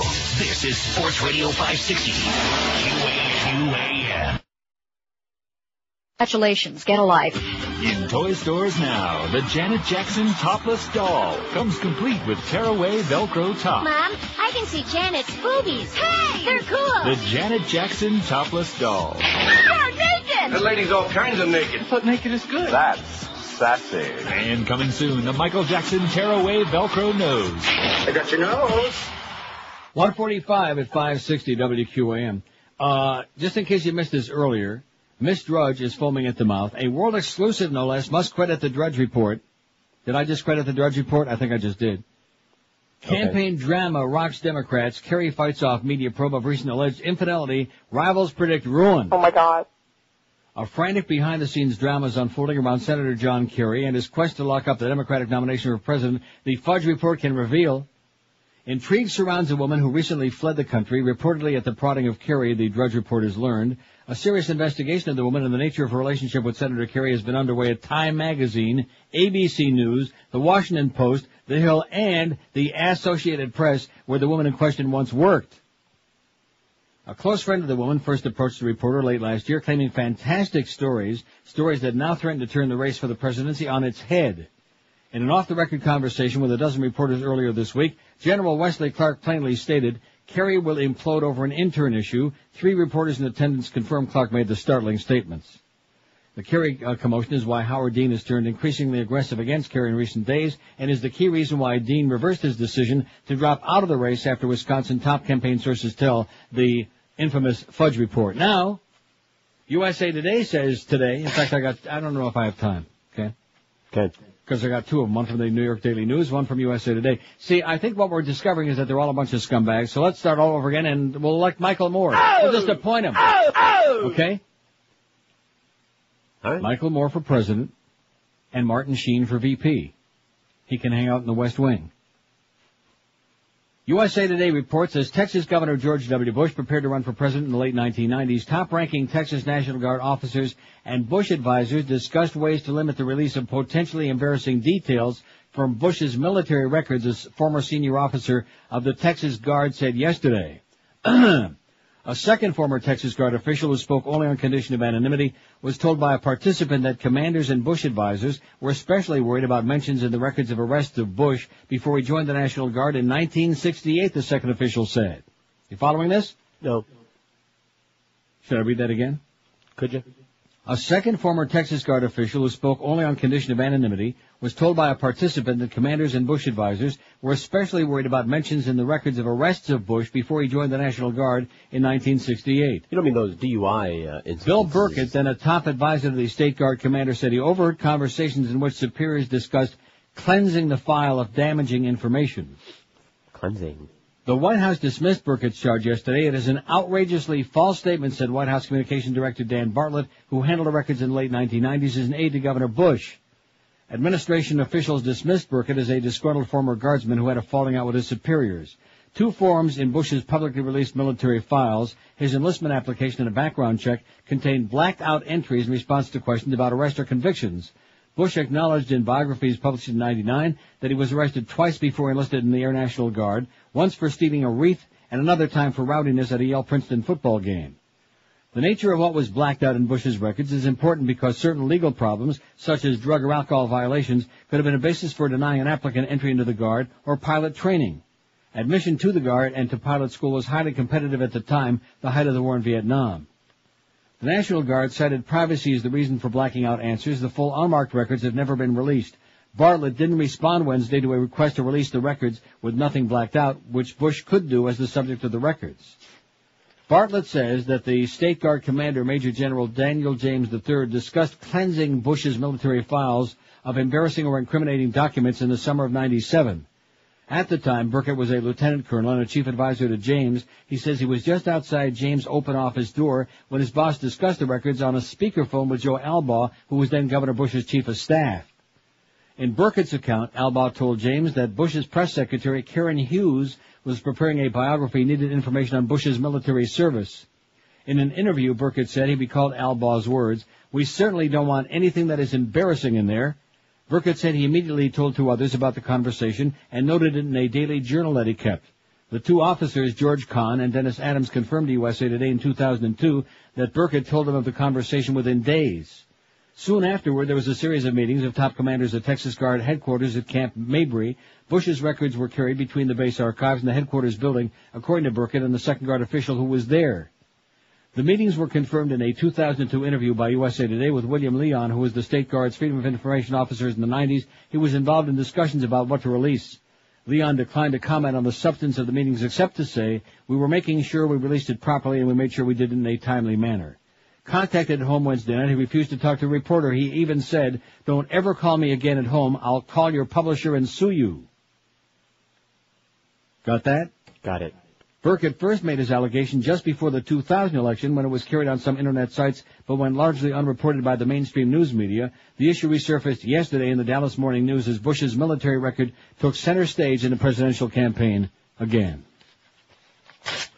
Oh, man. It's just enough to make you weak, you know what? We crank up the FM if you could find a station that plays some real music, or just crank up, one of the music channels. If you had a whole bunch of good ones, like some of us have, like right here. Yeah, some of you. It's going to be going on tomorrow, prime time. Like maybe this. Anything That's good? where the older women are going to the younger. No, we don't want to hear about the older women. Oh, we better cut that out right away. You never know what he's going to say, you know what I'm saying? Back that ass Especially the way up. things are going right now. Don't back that ass up, man. Oh, jeez. 151. At 560 WQAM, your pure as ivory snow station for the rest of the time, from now till the end of time. Hey, speaking of Dr. Atkins, everybody and their brother is on a low-carb diet. Don't believe all that crap from the PETA people. They're a bunch of crazy goyim. If you're on the Atkins, Sugar Busters, any of the low-carb diet, you know how hard it is to find really tasty low-carb stuff, all kinds of goodies. I mean, the meat is fine, and the cheese is good, the eggs are great, the seafood is fine, fabulous, but you need more than that. You need some taste. And that's why you love Delights of West Boca, because it's the only store of its kind. It's got over 1,000 low-carb products in stock to choose from, including breads and bagels, cookies, crackers. Love them crackers. Chips and brownies, chocolates, ice cream, pasta and sauces, ketchup, cheesecakes, and lots more. They offer you the widest selection anywhere in the universe. They're open every day, 7 days a week, from 10 a.m. to 10 p.m. One of the good things at Delights is you can try anything in the store to make sure you like it before you buy it. In fact, some of the stuff that's got sorbitol in it, try it and then kind of like wander around the store and do some shopping before you decide whether you want any more. And of course, they've got the largest selection of Atkins brand's products that are on sale today, next Sukkot, on Purim, and every day. So the low-carb diet rated number one by a lot of people, and certainly this is the number one low-carb sugar-free store in the world.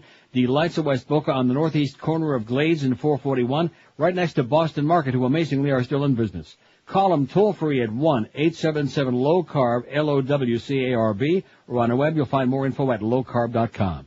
Don't forget there's only one Delights of West Boca. It's your official Atkins retail center. Live and local. This is Sports Radio 560. QAM.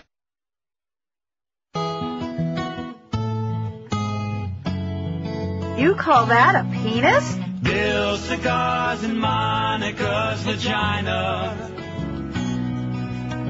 She lets out a giggle when he makes it wiggle. Monica is not the kind you can do in the behind. Rectum. But a cigar in her vagina, she don't mind. All right.